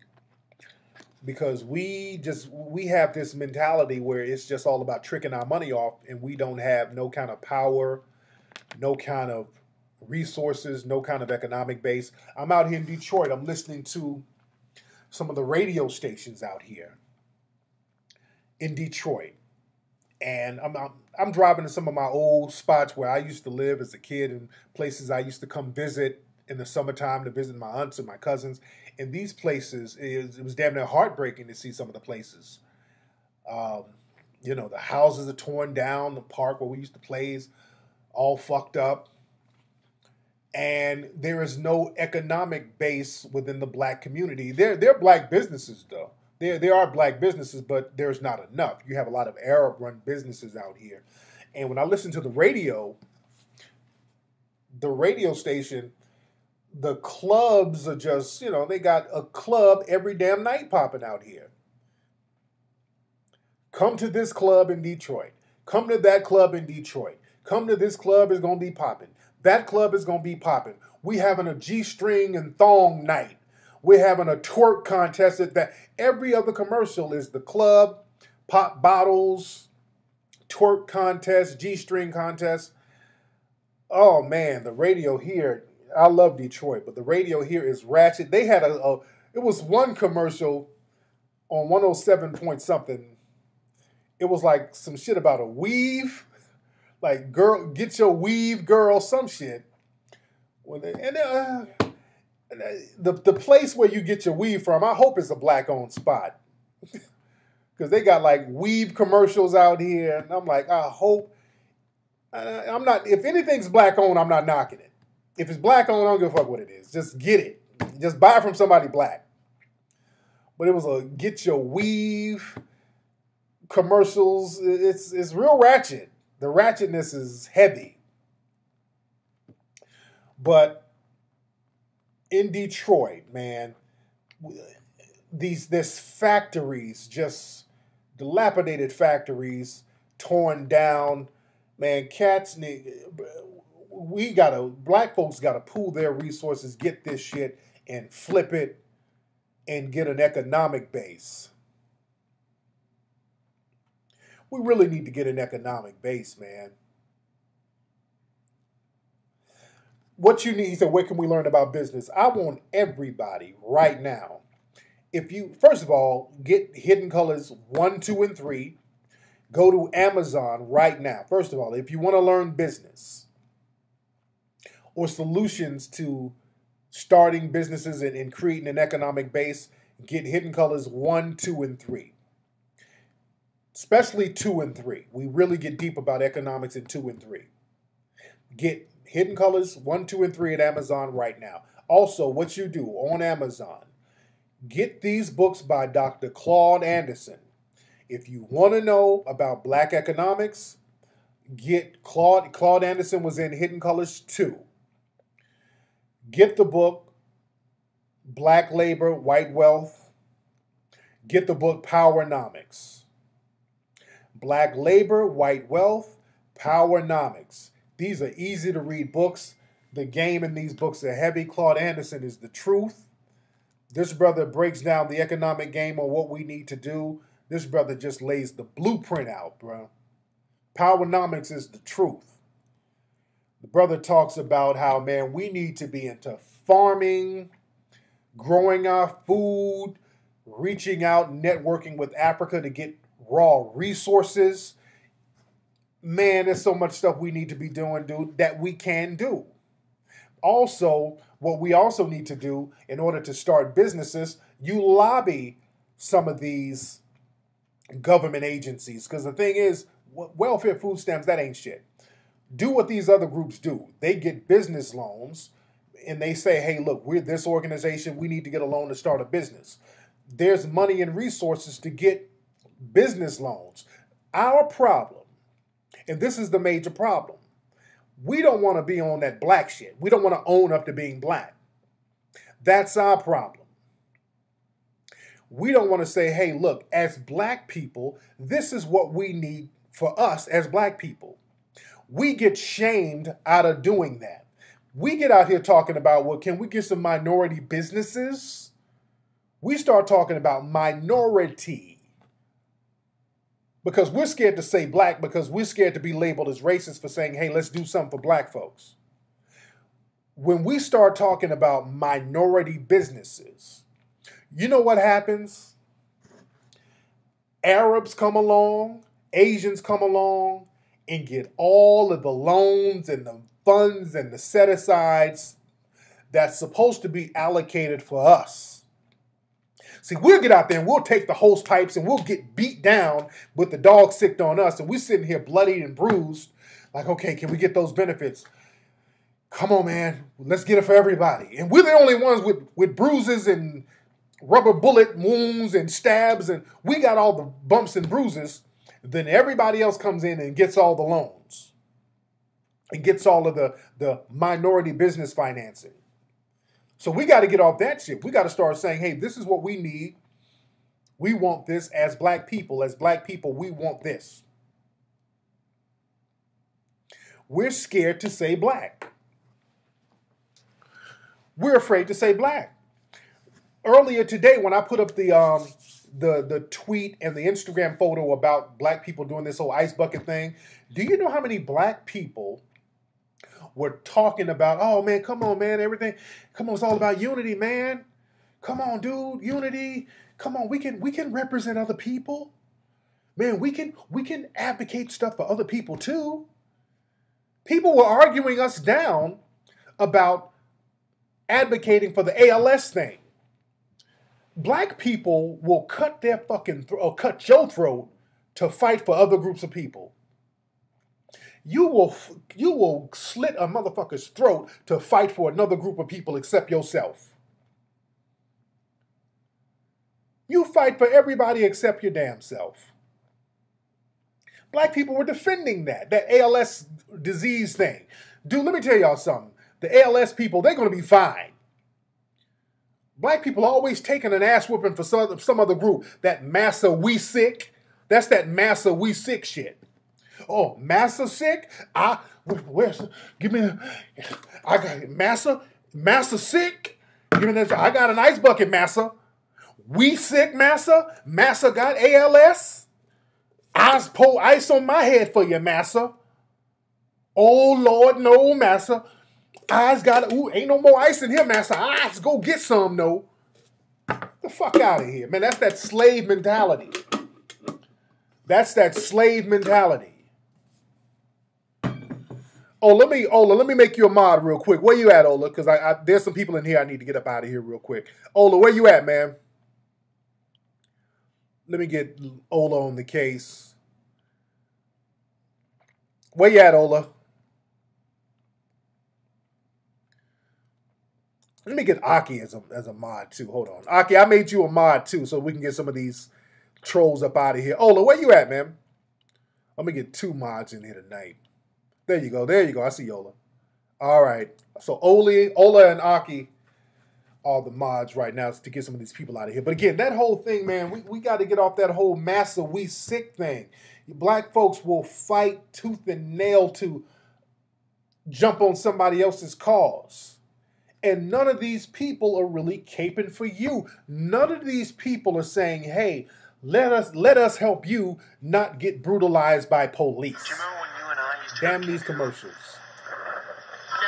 No. Hold on, this commercial. What else? 33 points. Wait, what? Hold on, these commercials are killing me. I got to get ad blocker on this computer. Hold on. I don't care that you're a vampire. 1 second.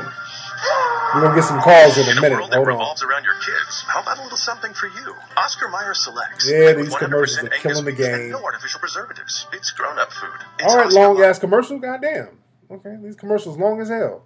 I don't care that you're a vampire. Yeah, what's up, man? Who is this? What's going In a on, man? world This that man revolves Tony around your Jazz, kids. man. How you doing, man? This. Oscar Mayer Okay, hold on. This selects commercial, man. 100% These Angus goddamn beef and no commercials are artificial messing up the flow of the preservatives. show. It's But grown-up food. what's It's on your Oscar mind, fam? What's on my mind is about, like, what's going on in St. Louis. The Yeah. distraction. Yeah. You know, the ACL thing, I have my boy arguing about, like, well, it's only 30 seconds of, distraction. It's still distraction. You don't understand. Yeah. You know Yeah. what I'm saying? People Yeah. with the ACL, listen, I told them, we were talking on Facebook, I'm like, listen, you see these Arab stores, all these different stores in the community, in black community, the majority of black community. Yeah. You understand what I'm saying, brother? Yeah. Yeah. The black community, Arabs ain't supporting us. At all. They're buying from us. You understand what I'm saying? Yeah. Dude, I'm out here in Detroit, dude. This is Arab business city, dude. I done been in a whole bunch of Arab bulletproof glass stores out here, where you got to scream through a glass to talk to a motherfucker out here. There's a whole bunch of them out here, man. It's real heavy. But thanks for the call, fam. Man, but again, man, our problem right now, dude, we live in a system of white supremacy. That's something, man, black people can play games with that as much as they like, but we live in a system of white supremacy. You live in a system where you're militarily controlled. Wait. Am I here? Hold on. Wait. Do y'all see me? Wait, hold on. Wait. Hold on 1 second. What the hell? Hold on. All right. I thought somebody was like, I didn't pay my bill. I'm like, what happened? Shit. Y'all see me. Everything is cool, right? All right. Can y'all, wait, hold on. Everything is good? Okay. Somebody was saying, I saw somebody say something about I didn't pay a bill or whatever. But is it like pull yourself up by your bootstrap? I don't understand what that means. I don't quite. My man made a statement about pulling yourself up by your bootstraps. I didn't quite get the context of what you were saying. I don't understand what you meant by that. But it's all about really creating an economic base, because we don't really have a choice. Because when people start talking that bootstrap stuff, look, we live in a system of white supremacy that attacks us. So first of all, you got to acknowledge that. You got to acknowledge that there's people in the dominant society who are working against us. We got to acknowledge that. Yes, Powernomics is a good book for those who want to start businesses. And the thing is, look, we got a system where we're militarily controlled. See, the thing is, when we talk about systematic white supremacy, it's all about how is that being backed up. It's being backed up militarily. That's why there's a military that backed up Officer Darren Wilson. This dude was protected militarily. A whole city was under siege for a week militarily. One dude was protected by a military. And I mean literally the National Guard, tanks, army vehicles to protect one suspected white supremacist. He was protected militarily. You understand? And the thing is, when you don't have an economic base, when you don't have political contacts, that's what happens. There's a reason why President Barack Obama will not speak out about all of this police brutality going on around the country with black people. Black people are being attacked almost every other day by law enforcement. Black women are getting beat up. Black people are getting choked, killed by law enforcement all around the country. And it's starting to make international news.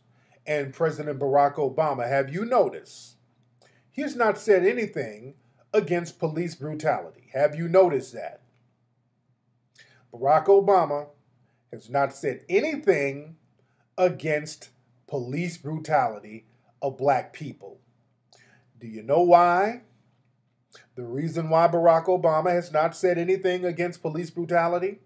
Because the police union, the National Police Union, was one of his biggest supporters. They supported Barack Obama. Please look up what I'm saying to you. The National Police Union, which is a very important voting bloc because they vote as a bloc. They have like 300,000 members of the National Police Union. They vote as a bloc. So they can kind of sway an election one way or another. You understand? So they vote as a bloc and they put their money together as a bloc. Look, Obama been sold you out of it. We're going to look at it like that. Dude, Barack Obama has no camaraderie with the black community, dude. Barack Obama has no camaraderie. We keep saying, well, he sold us out. He has no camaraderie with the black community, dude. That's just a fact of reality. That's just a fact of reality, dude. The thing is, we thought that, okay, well, we black, he's black. We know he's going to look out. No. Nope. Not at all. This dude, it takes money. We should have came in with an agenda. When you didn't have an agenda, all of these other groups had an agenda. When the police force vote and go in as a bloc, that's their agenda. They're like, look, we, the police force, we back you. So when we get in trouble, you back us, or the next time the Democrats are not going to get our vote. See, they punish them in the future. They let them know, look, if you don't represent us, we're not going to represent your party. You dig? That's why in the gay community said, okay, we got our money together. We're going to represent you, President Obama.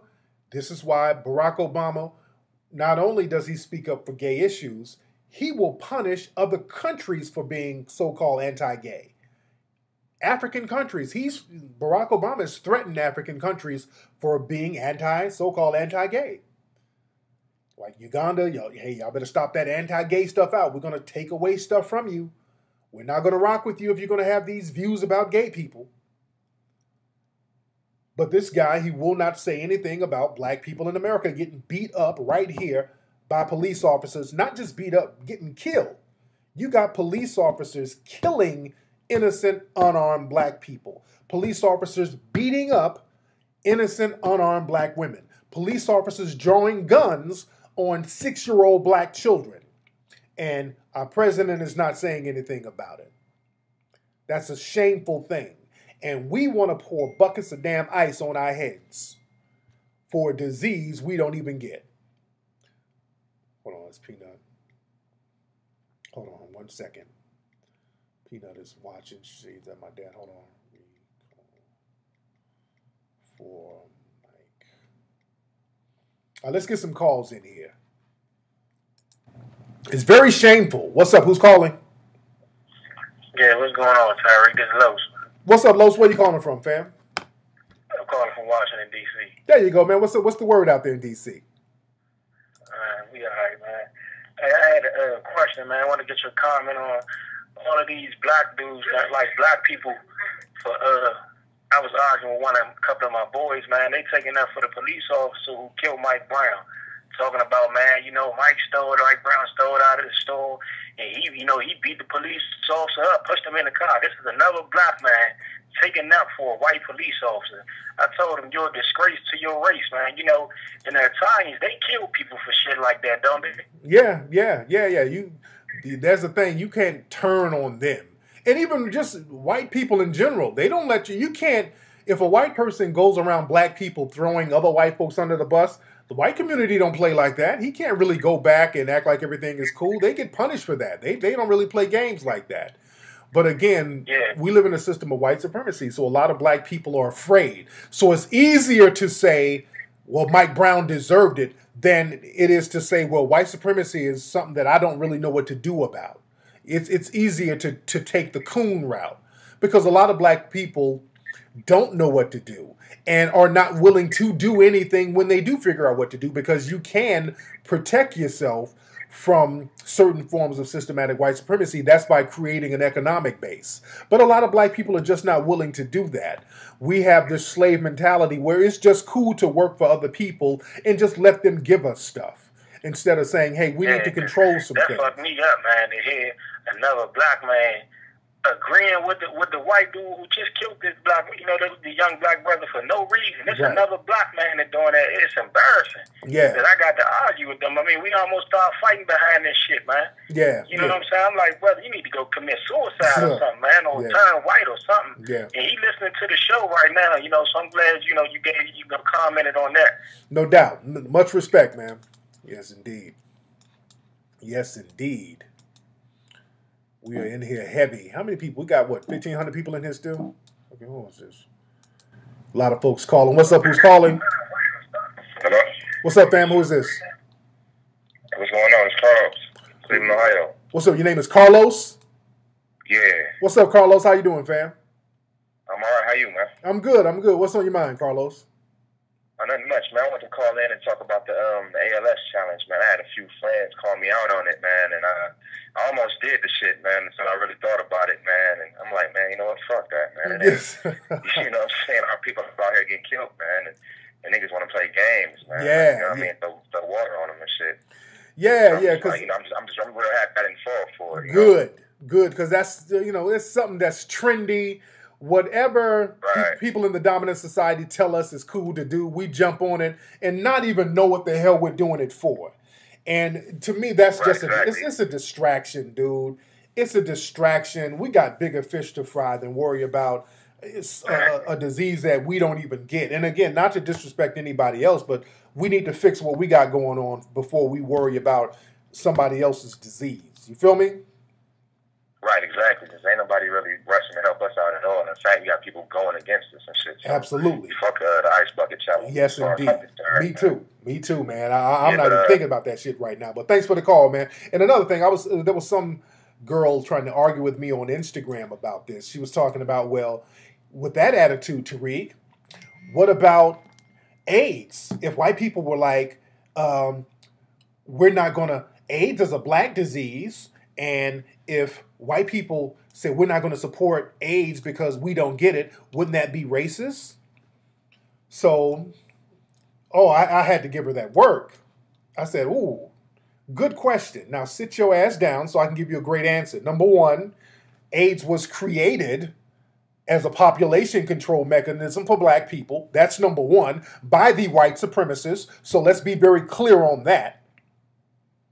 Let's be very clear on that, because the Tuskegee experiment, that wasn't good enough. The Tuskegee experiment, which they've owned up to, they've already admitted to creating for black folks, it didn't work like it was supposed to. So they created AIDS in 1969. It's very well documented. Number one, you dig? So going into Africa to help with AIDS, they ain't helping with nothing. They're spreading it. Now they're trying to spread Ebola, which is a bigger version of AIDS, which we talked about earlier with Brother Tahuti. And Ebola, they pretend that there's no cure until 2 white people caught it. Then magically, they had a cure for those 2 white people. I saw the white people on TV the other day. Yeah, man, that Ebola, woo. Man, that Ebola was a beast. But I feel great now. So magically, you got the cure. All of a sudden, 2 white people get Ebola, and magically, they have a cure, but they only got enough for 2 people. Get all the way the fuck out my face with that, number one.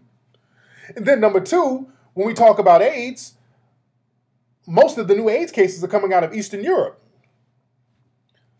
So deal with your own people if that's the case. So we shut her up real quickly. What is she saying? What's up, Peanut? Just the hashtag.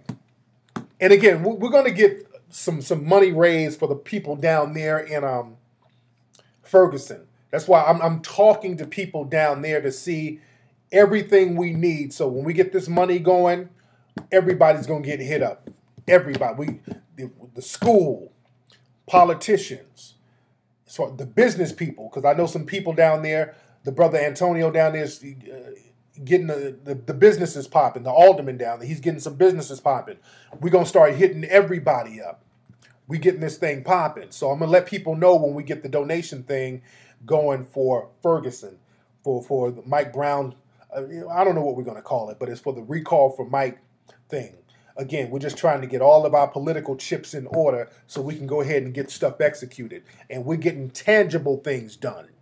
So again, don't trip on these trolls trying to thwart our efforts. Because we're going to get stuff knocked the hell out. We're going to get it done, and we're going to get it done quickly. Because one thing I don't do, I don't sit up and say I'm going to do some shit week or year after year. When it came to making olive oil, hold on. Mario knew it better be good. Hold on, and one day he learned what his olive oil could do for food. It could also do for hearts. Okay, sorry about that. I just went on and took that down. All right. But like I was saying, man, one thing I don't do, I don't sit up and get paper and then say I'm going to do something and then... No. I do things very expeditiously. I'm thinking about doing that too, Aki. I'm thinking about doing like a screening of Hidden Colors 3 down there in St. Louis. A screening, then lecture to bring everybody out so we can politic and just chop up game and figure out what we need to do. Aki, if you guys can find out, and you too, Ola, somewhere in St. Louis, a facility that we can get out there where we can have a screening and a lecture in the St. Louis area. Where we can have a screening and a lecture. We can find a facility that's close to Ferguson that where we can have a screening and a lecture and really, really chop it up out there.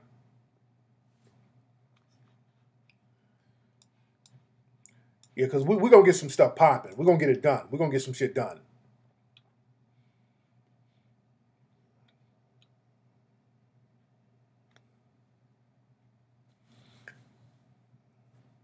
Oh yeah. That's a good idea. Make it seem like I'm taking donations for the cops and really do it for Mike Brown. That would be funny.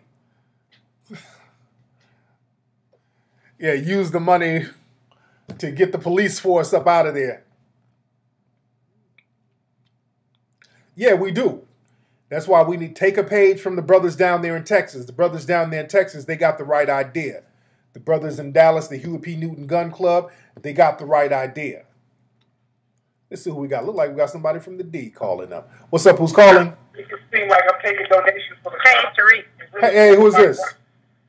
This is Celebrity again from Phoenix. How you doing? Hey, Celebrity, how are you? I'm good. I'm hanging in there. Did you hear about the lady they killed here in Phoenix like 2 weeks ago? Oh, yeah. Then they paraded her casket down to City Hall or to the police station, didn't they? Yeah, that lady. I don't know the full story, but the police knocked on the door, and she wouldn't let them in. I don't know if she had a mental illness. I don't know. Right, because that's what I'm hearing. I'm hearing that the woman was mentally ill. And what exactly happened? She wouldn't come out. They went to the car and got their heavy equipment, took her door off the hinges, went in there and shot her in the chest. God damn, man. Yeah, they shot her in the chest. And it's bad. It's bad. Man. It's bad all over. All over, man. And what we gotta do, we gotta sit down, man, as a whole nation of black folks and politic on what we need to do, because they're at war with us, man. They're killing men, women, and children, man. So we got to come up with some real strategies. For real. Right. What about a boycott for Christmas? I'm thinking that would hit them hard if we just push real hard, because people talking about, well, let's not go to work. Let's not do this. That's going to cost us money. If we just don't spend money for Christmas, challenge is what I say. Don't do Christmas at all. Nobody spend money in Christmas. Had them soldiers at them stores embarrassing them black people that dare go in them stores, and shut this shit. And that's one possibility. And also what we have to do, the thing is, when you boycott, you also got to replace. See, that's the thing, because you got to replace it with something. That's why we got to get our business game in order. That's why we got to get our economic base in order. That's why we got to start creating stuff to replace things that we boycott. So we boycott a supermarket, we need to replace it with our own food sources, because we still need to eat. We still need to get dressed. So we got to think about economic empowerment. And there's no way around that. But I'm feeling your passion and your energy, sister. And thank you for the call. Yeah. And wait, hold on. Claude Anderson tried to put together something in Detroit. I'm from Detroit. Yes. And the city council fought him tooth and nail. He had to pull out. He was ready to put them factories up. He was ready to build houses and get so the people could work near the fish factories and stuff. It was going to call it Africa Town. Man, them black city council people fought Claude Anderson tooth and nail. He had to pull out. He was like, I can't stay here. I got other people I got to try to save. I got to go. I heard about that, man. I heard about that. Now, what was their basis of fighting him on that? What was their whole thing? Well, we can't just have something for black right. people. You from Detroit, I'm from Detroit. You know they got Pole Town, they got Mexican Town, Greek Town, they got every other town in the world. Greek Town. Ain't that crazy? That's crazy, man. These He had to throw his hands up. He had to keep it moving. Man. But thanks for the call, sister. Man. Okay. Oh yeah, I remember Claude Anderson talking about that. My brother Claude Anderson, Claude is the truth, man. That's why I say y'all got to get Claude Anderson's books. But when you start talking about black empowerment, when you start talking about, hey, it's time for us to build our own.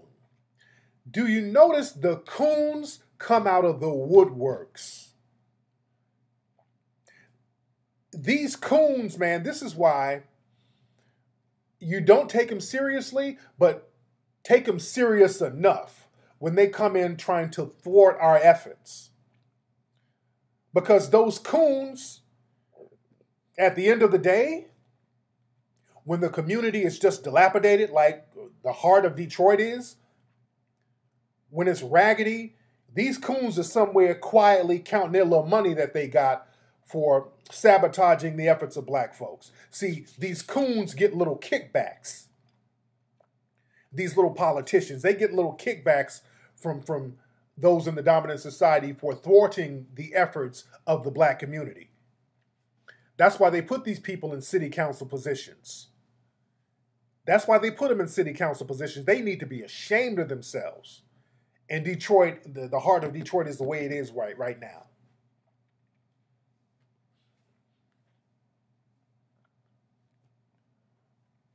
Because the Claude was on the right path, man. We should have had Africa Town and just a whole row of black businesses out here. We should have had just a whole center of nothing but black businesses. Not just here in Detroit, but in every city where there's a population of black people, there should be a black town, an Africa Town.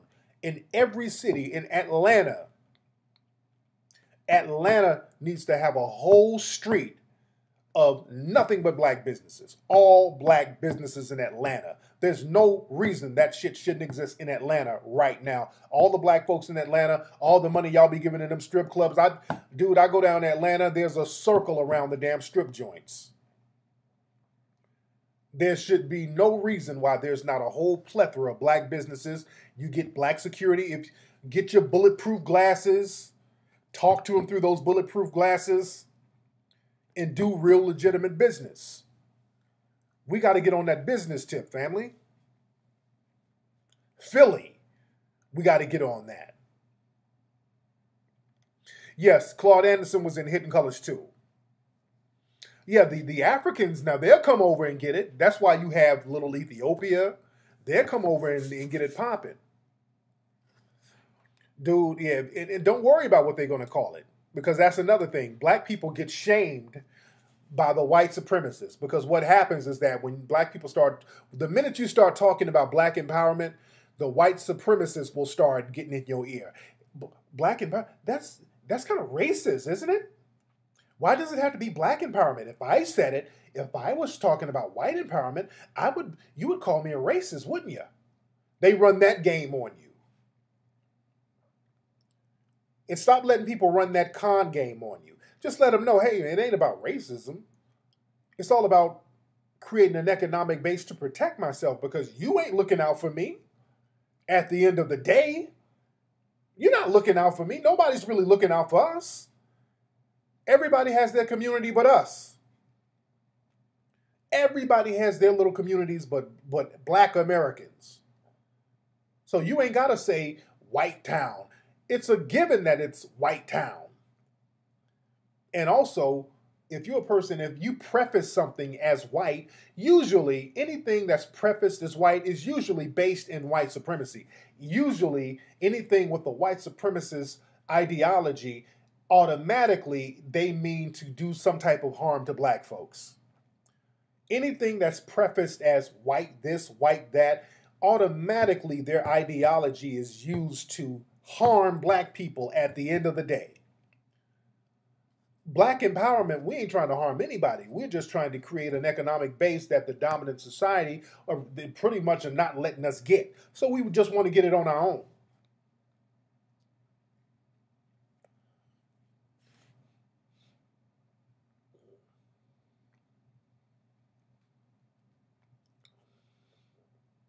But we need little Africas all over the place. What's up, Black Messiah? He said, I'm not being realistic. Where are we supposed to get these items from? Nigga, are you serious? Okay. Now, Black Messiah, you trolling or is that a real question? Because we're talking real talk here. I really want to know if that's a real question or you just saying something for attention. Where do we get the capital? All right, let's start there. Let's start there. Which answer do you want first? We got the capital.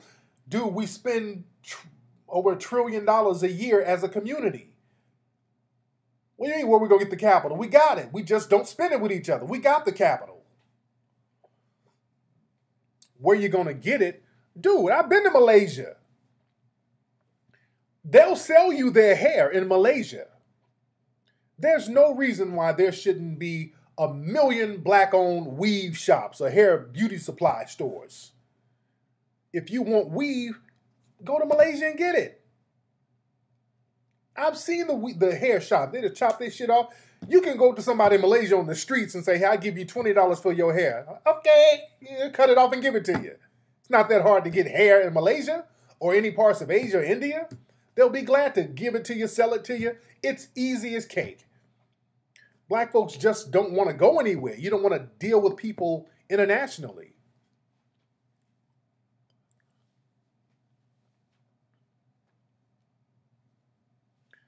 Dude, get land, grow fruit. What you do, get land. Here's a whole big field, a farm, or whatever. Put seeds in the ground, put water on it, grow your fruit, sell it. Sell it to whoever. Farm animals. Grow your animals, grow chicken, kill them, wash them, package them, sell them. Claude Anderson has fish. This brother does fish farming. Put fish, catch them, because black people buy and eat a lot of fish. That's why Claude Anderson got into the fish business. Black people get a lot of fish. You get fish, get that shit, package it, clean it, wrap it up, put a price tag on it, sell your fish. This ain't rocket science, dude. We can do all this stuff. Dude, I was talking about on my last show. There was some brothers in Chicago. Shout out to these brothers. They got food trucks. You get you a food truck, you rent one, buy one. A food truck, you get one for what, 20 grand? Or you can pay on one, just like a regular car. If you can buy a drop top Benz or whatever the nigga vehicle is for this month, or candy paint with rims, and you can buy all that. You can put $15,000, $20,000 in a car with candy paint, with Cheetos on the side, or some nigga coon shit, whatever they roll around in this week. You can get that same $15,000, $20,000, get you a food truck, get one of your partners who can barbecue real good, get your mama who makes sweet potatoes, whoever, in that truck, park that bitch, and fry you some fish sandwiches, some buffalo wings, and get you some paper.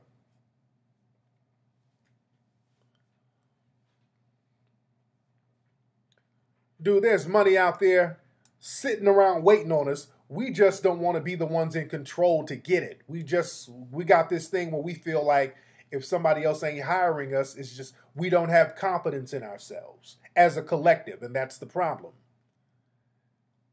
You got to start depending on yourself.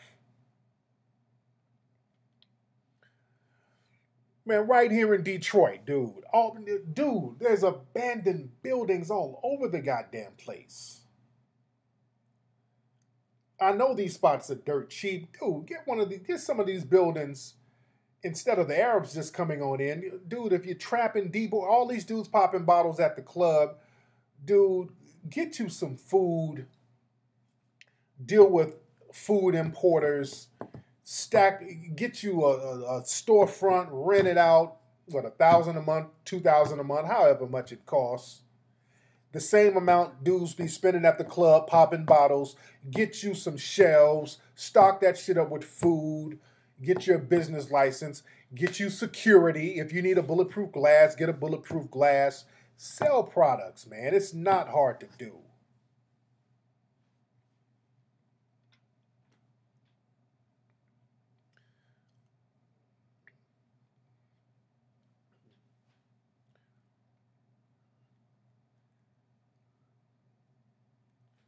Yeah, I'm getting into that too, DP. Creating the mobile games. I'm getting into that too. I got some games coming out that I'm working with some game developers overseas in China and India. So I got a whole bunch of shit in the woodworks.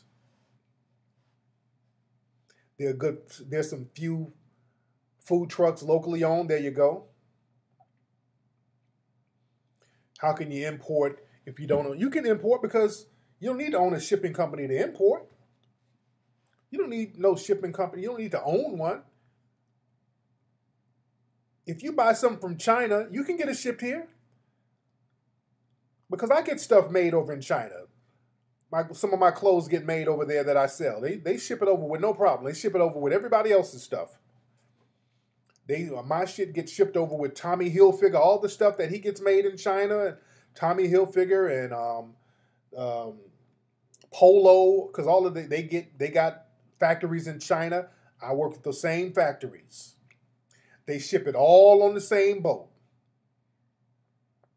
Oh yeah, I got another Mackish package coming soon. We got a back to school Mackish package. We're probably having next week. Because a lot of folks have been asking about a back to school Mackish package. So we're gonna have one possibly next week. So this coming week, I'll keep you guys posted on that.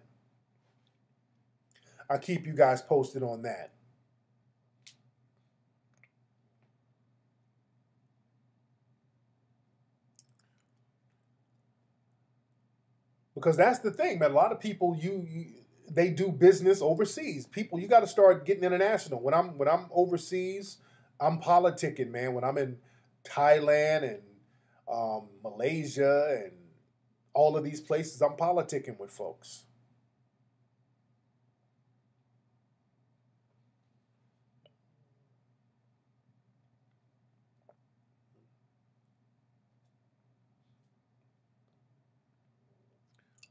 So we just got to have the will to do it, man. And also we got to present our stuff a certain way. When we step up in the arena, let's give good service. Let's present our stuff in a very professional way. Don't half-ass present it and say, okay, well, shit, nigga, it's black owned. You're supposed to support it. No, don't do that. We talked about that in Hidden Colors 3. Step it up, man. Make it fly. Just like with customer service. I was at a restaurant today that had shitty customer service. Black owned, good food. And again, that's a problem with a lot of places. I had the same problem in New York. At Sylvia's, food was good, very shitty service. And that's the thing. Black folks, and I'm not going to stop going to the spot just because the service is a little shitty, because again, we can't sit up and complain about black service being shitty and there's an Arab talking to us with a bulletproof glass and a finger on a pistol. So that's shitty service too. We're not getting any better service at the Arab or the Asian business. But the thing is, with the black business, what you do, just like Claude Anderson said, holler at the management and say, hey, we want to support your establishment, but we gotta, you gotta kind of step it up a little bit. I don't want to wait 45 minutes for my food. You know what I'm saying? If y'all can step it up a little bit, that would be great. Because I do want to support the business. We just want you to step it up. Pull them to the side and just let them know what they can do better. And not on no petty shit. Don't get petty, because that's another thing. Black folks kind of get petty with each other. Black folks, sometimes they want you to not only give them good service, they want you to actually kiss their asses for supporting you. They're like, look, nigga, be grateful I'm supporting you. Give me some more sweet tea, nigga. It's that. They start talking to motherfuckers crazy. And no, you don't start acting crazy with the black business owner just because you can. Don't do that. Because black folks will do that. The black customers get on some bullshit too. Let's be very honest. Black folks walk in and you see it's a black business and then your whole attitude change. So this black owned, okay, cool. Well, I need 50% off on all these jeans, brother. Say, no, brother, I can't give you 50% off. Oh man, you ain't down, brother. You out here trying to pimp the community, brother. You pimping the community, dude. Then niggas start talking that silly nonsense.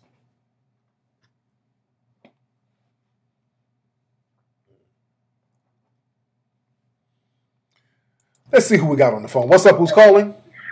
Hey, what's up, Tariq? It's Delonte from Inglewood. Hey, man, what's going on with you, fam? It's all good, man. I just want to first give a shout out to the Little League World Series, man. These boys from Chicago, they went out there, they did their thing. Yes, indeed. Yes, indeed. Man, what's going on? What's going on in Inglewood with the case with the brother Ezel who got shot? What's happening out there? They still won't release the names of the officers. Yeah. I read an article in the Huffington Post that they won't release the officer's name because of this video by Sibo, the rapper, called "Fuck the Police." So they're using that as somewhat of a token of not giving out his name. Right. That's real weird, because they know out there in LA, man, we'll turn this shit all the way the fuck up. And you retweeted me too. And I was saying that, I was like, man, LA is definitely not the place to be playing that, man. They already know how we get out out here. Exactly. So before you let me go, shout out to David Banner too, man. On CNN, they set him off kind of early because he was getting deep on them. Oh. But shout out to that. We see the work. We appreciate it. Yes, indeed, man. Much respect, man. Thanks for the call, fam. Yeah, man. Yeah, in LA, we handle things a little bit differently in LA with stuff like this, because it gets all the way turned up, and people are asking questions about this whole situation because they done beat up a sister. Highway Patrol and beat up a sister. and the community was kind of, hey, what's up, man? I think they're going to charge that police officer out there. I think they're going to charge the guy who beat the sister up. Now with the situation with Ezell, cats are asking questions. Again, we don't do too much rallying in L.A. Like Tupac said, in L.A., we don't rally, we riot. So we ain't going to do too much damn rallying in L.A. We're not a rallying city. And I'm not taking that away from other cities now because, again, there was a lot of rallies going on in Ferguson. And, that's the kind of energy that's out there, which is good. I'm all for brothers trying to make a change and getting politicized and all that. But, dude, man, LA is a whole different thing. It's, it ain't going to be too many of those shootings like that. Just random brothers getting shot like that. They start gearing up. They'll probably start gearing up, and brothers are going to be a little more strategic. But again, in LA, man, and I do a lot of business with people as far as the bookstores and all that. We got to get our economic base strong in Los Angeles too. Another thing about LA, because they know how turned up cats get in LA. What they started doing in LA, they started to branch a lot of black people out of certain centralized areas. So what they did, instead of having black people in all one area, what they would do, they would send black folks to Rialto, Riverside. Black folks get sent out to Palmdale, Lancaster. So a lot of black people in LA are very spread out. You understand? A lot of black folks are spread out in LA.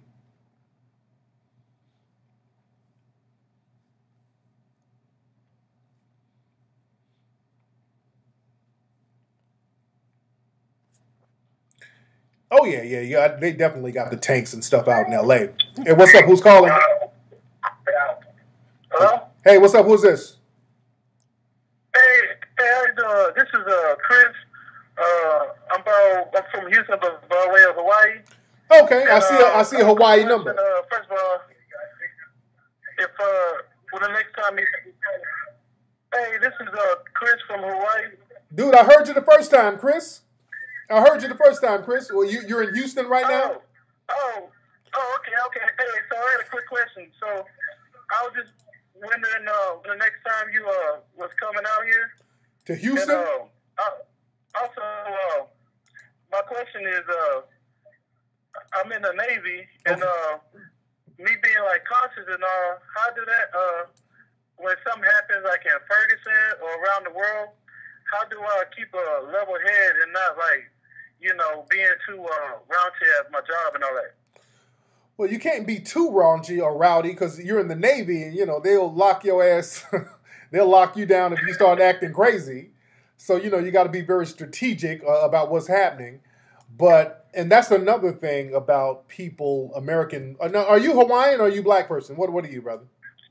Oh, man, I'm black. Proud of it. There's one thing I can tell you, though. Being in the military, there are some conscious people, some uprise or whatever. Yeah. But they don't really realize it until we get in the system. And even amongst the military, we still have a lot of white supremacy issues. Yes, you do. On promoting rank and stuff like that. But people in the military, we tend to overlook that. And it's just like what you said. It's like, why you got to be racist, or we get that same kind of connotation. Yeah, well, the thing is, that's why American black people, they have to keep an eye on American black people because that makes us considered more dangerous than other people around the country of color, or not around the country, but around the world. Because the thing is, black people in America, you understand military strategy just as much as those in the dominant society.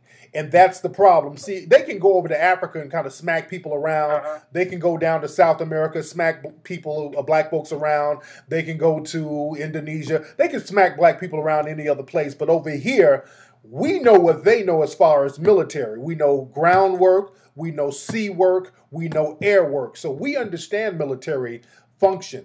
And that makes us a threat. That's why whenever we get riots popping, they bring out those military tanks on American black people because we have the same military training and we're just as thorough as they are. That's why in the Army and the certain military ranks and the Air Force and all that stuff, you have people like the Tuskegee Airmen, people like that who are very thorough. You have people during World War I, you had troops who were very thorough who helped win the war. So brothers like you, man, they really keep an eye on brothers like you. Don't get it twisted. And that's why they created what I call, well, not what I call, but what I talked about is the King Alfred plan after the 1960s. I did a show about that, how they created a militarization of black areas when all of these troops from Vietnam started coming back home. They were afraid that brothers like you and brothers who were in Vietnam and all that were going to use that military training on those in the dominant society, because that's what the Black Panthers did.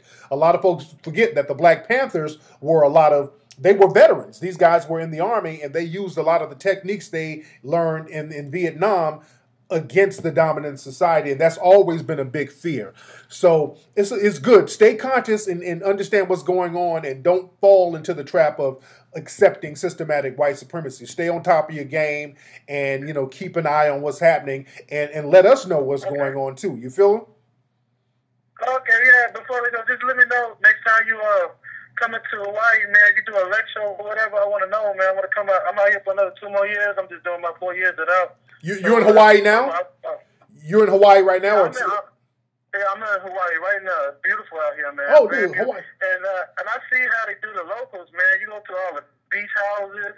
There's a number white. And then you see the locals. They live in the ghettos. Yeah. And, like I tell them, my wife's like, what's that? That's Section 8, I mean, just like in America, you see clotheslines, and every time you see clotheslines and stuff like that, that's how you know you're in a low-income area. Yeah. And so I do a lot of teaching out here just by what I know. I follow you. Yeah. I got all 3 Hillary Clinton colors, and I have my own little private screeners in my own house or whatever. Okay, so you teach in your house, or do you have a facility that you go to, or what? No, I don't have a particular facility. It's just that just by people that's on the ship that have a lot of questions and stuff like that. So I just give them, I reference books that I read, and this. Of course I want to eventually, when I move back to the mainland, put like a nice little lecture hall or something. I cut hair, so I got like a little dream where I can okay, maybe if I have a barbershop and do maybe at nighttime have a place where we can come and converse. So I got little ideas like that. I'm trying to toy with or whatever. Okay. So, because I want to, Yeah, but Hawaii, that's my second home. I love Hawaii. I might be going back out there in a couple of weeks, man. We love it out there, man. We're always in Honolulu. And, I go out there and I do a lot of writing. So, that's like one of my favorite spots. And just a real good energy out there in Hawaii, man. Okay. Hey, man, but anyway, man, thank you for the call, fam. Yes, indeed. Now the brother makes me want to go back to Hawaii right now. Hawaii is one of my favorite spots. Yes, indeed. We're still in here deep, ladies and gentlemen. We're still in here deep. Jack said he's in here talking about his dreams. Let that man talk about his dreams. Shit. That man can talk about his dreams. What's up? Who's calling? Hey, how you doing? This is Urban calling from LA County. Hey, what's up, Urban? How you doing, fam? I'm doing great, man. Doing great. Just watching you on Ustream, listening to game you spitting here. I like it. Yes, indeed. Now, what part of LA you in? You up in Palmdale somewhere? I'm actually in Santa Clarita. Oh, okay, right okay. In the middle, between the valley and Palmdale. Oh yeah, I know exactly where it is. You out there in the cut. You out there by Magic Mountain and Wayside Prison. Oh, that's right. Yes, indeed. Right there.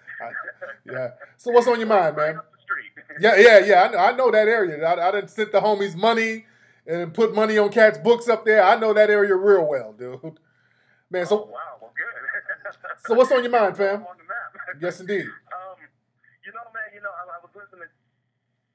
I was listening to you talk, and I know you're talking about empowering black folks and getting everything going. And one of the questions I want to ask is what you think about putting a lot of black folks in martial arts classes and boxing and MMA and stuff like that. Yeah. Because I actually grew up in the Valley. I grew up in San Fernando Valley. Yeah. And when I moved here, it was like, I'm predominantly white town, but daily life for white people was getting, besides shooting guns, was getting in martial arts classes. Dudes walking around, judo background, kung fu background, boxing, everything. Yeah. I'm thinking, gee, if we could get black people to get on this, you know what I mean? Because I've been doing it for 10 years, and even living in my town here, I've encountered a lot of white supremacy, and that's what saved my ass. Yeah, You know what I'm saying? A lot of times. Yeah. So I'm just wondering what you think about that. Dude, man, we should have martial arts MMA classes literally in every black neighborhood on a weekly basis. I mean, a daily basis. We should have that, because the thing is, these other people are planning and training against us. And not only should we have it to train and protect ourselves from suspected white supremacists, we should also have it just as a good form of discipline, to teach young men discipline, to how to master the art of disciplining their bodies, getting physically fit, mentally fit. We just need that as far as discipline, also to stay in shape. So we definitely need that, man. And that's something that I will probably talk about more in Hidden Colors 4 when we finally get around to doing that. But that's something that you should definitely get into and look into starting. Oh, okay. Yeah. I'm actually looking into starting it here in Santa Clarita, because there's not a whole lot of black-owned martial artists here, and I've got several backgrounds. I mean, I got backgrounds in judo, boxing, jiu-jitsu, kung fu, kickboxing. You know what I mean? I've been doing it all. Yes, indeed. And I even just won the international championships a couple weeks ago in Las Vegas. So you know what I'm saying? There you go. I get on the grind with that.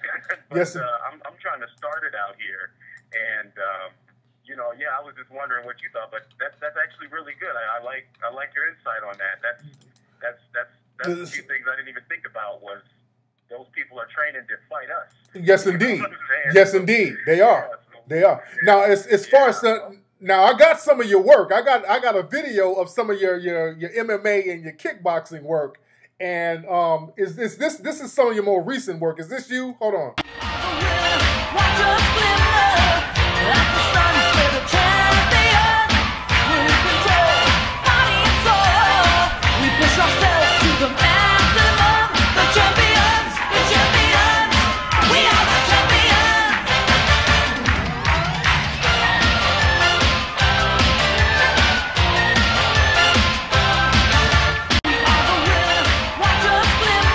Yeah, so we got to take some. Yes, so we're gonna have to take some of them. All right, man. Anyway, man, thanks for the call, fam. There you go. There you go. There you go, my man. So I don't know if I'm gonna go to that class, but it's all good. Man. Man.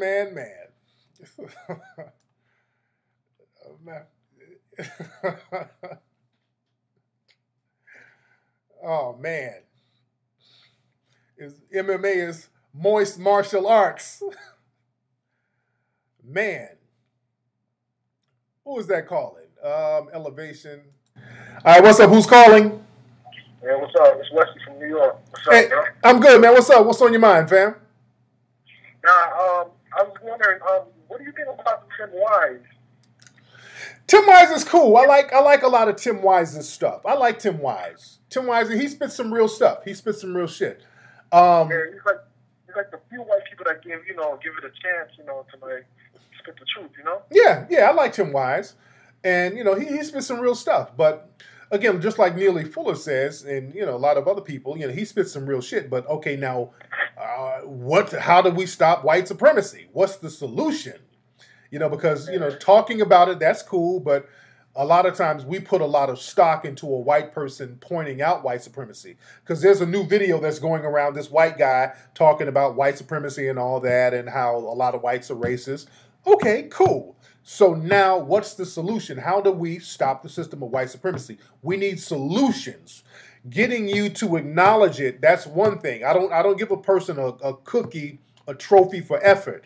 Let us know what we can do to stop it. How do we stop systematic white supremacy from protecting police officers from blowing black people's brains out? What's the solution? That's when we start giving out the trophies. And again, I love Tim Wise's stuff. I got a few of his books. Tim Wise is very thorough. But then I'll start passing out the trophies when we get to the solutions. That's very important. You feel me? Okay. Yeah, but again, I love Tim Wise's stuff, and I support what he does. But again, we need solutions here. But thanks for the call. Yes, indeed. What is my mom? Are you watching me right now? My mom just texted me. Hold on 1 second. My mom. Hold on.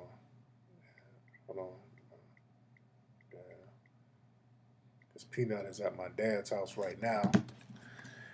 And I think they're watching me now. Man. But again, Aki is right. Everybody retweet the hashtag recall for Mike. Hit that up right now. Recall for Mike. Recall for Mike. Tweet that right now. Recall for Mike. Recall for Mike. So can we start a black military? Well, that's what the Black Panthers tried to do, and they infiltrated them. That's why you got to have an economy to back that military up. You got to have an economy to back that up. See what happened with the Panthers? They just showed up with guns, and they were easily infiltrated because they were just paying cats off in order to infiltrate them. So we got to have an economic base to support that. Anyway, y'all, let me get up out of here because... I got to pack because I'm leaving out in the morning and everything. And it's been real. We've had a good time tonight, ladies and gentlemen. The game is heavy. I love chopping it up with the fam. Don't forget, go to Amazon right now to get Hidden Colors 1, 2, and 3. Go to TariqElite.com to get the gear, shoes, hat. You know the Cooperate hats, the sales for the Cooperate hats shot up last week because of the puppet show last week. The pink Cooperate hats were selling real big this week because of the puppet show. That's funny as hell because we use the Cooperate hats for the puppet. So a lot of pink Cooperate hats were sold this week because of the puppet skit. So again, go to TariqElite.com. That's Tariq Elite, TariqElite.com to get all the gear, the shirts, hats, shoes, sunglasses. Get all that right now, family. We're going to get it popping. And don't forget to retweet Recall for Mike. That's the hashtag, the number 4. Recall the number 4, Mike, ladies and gentlemen. And also, y'all follow me on Instagram at Tariq Elite. Follow me on Twitter at Tariq Nasheed. And I will holler at you guys on Wednesday's show, family. And it's been real.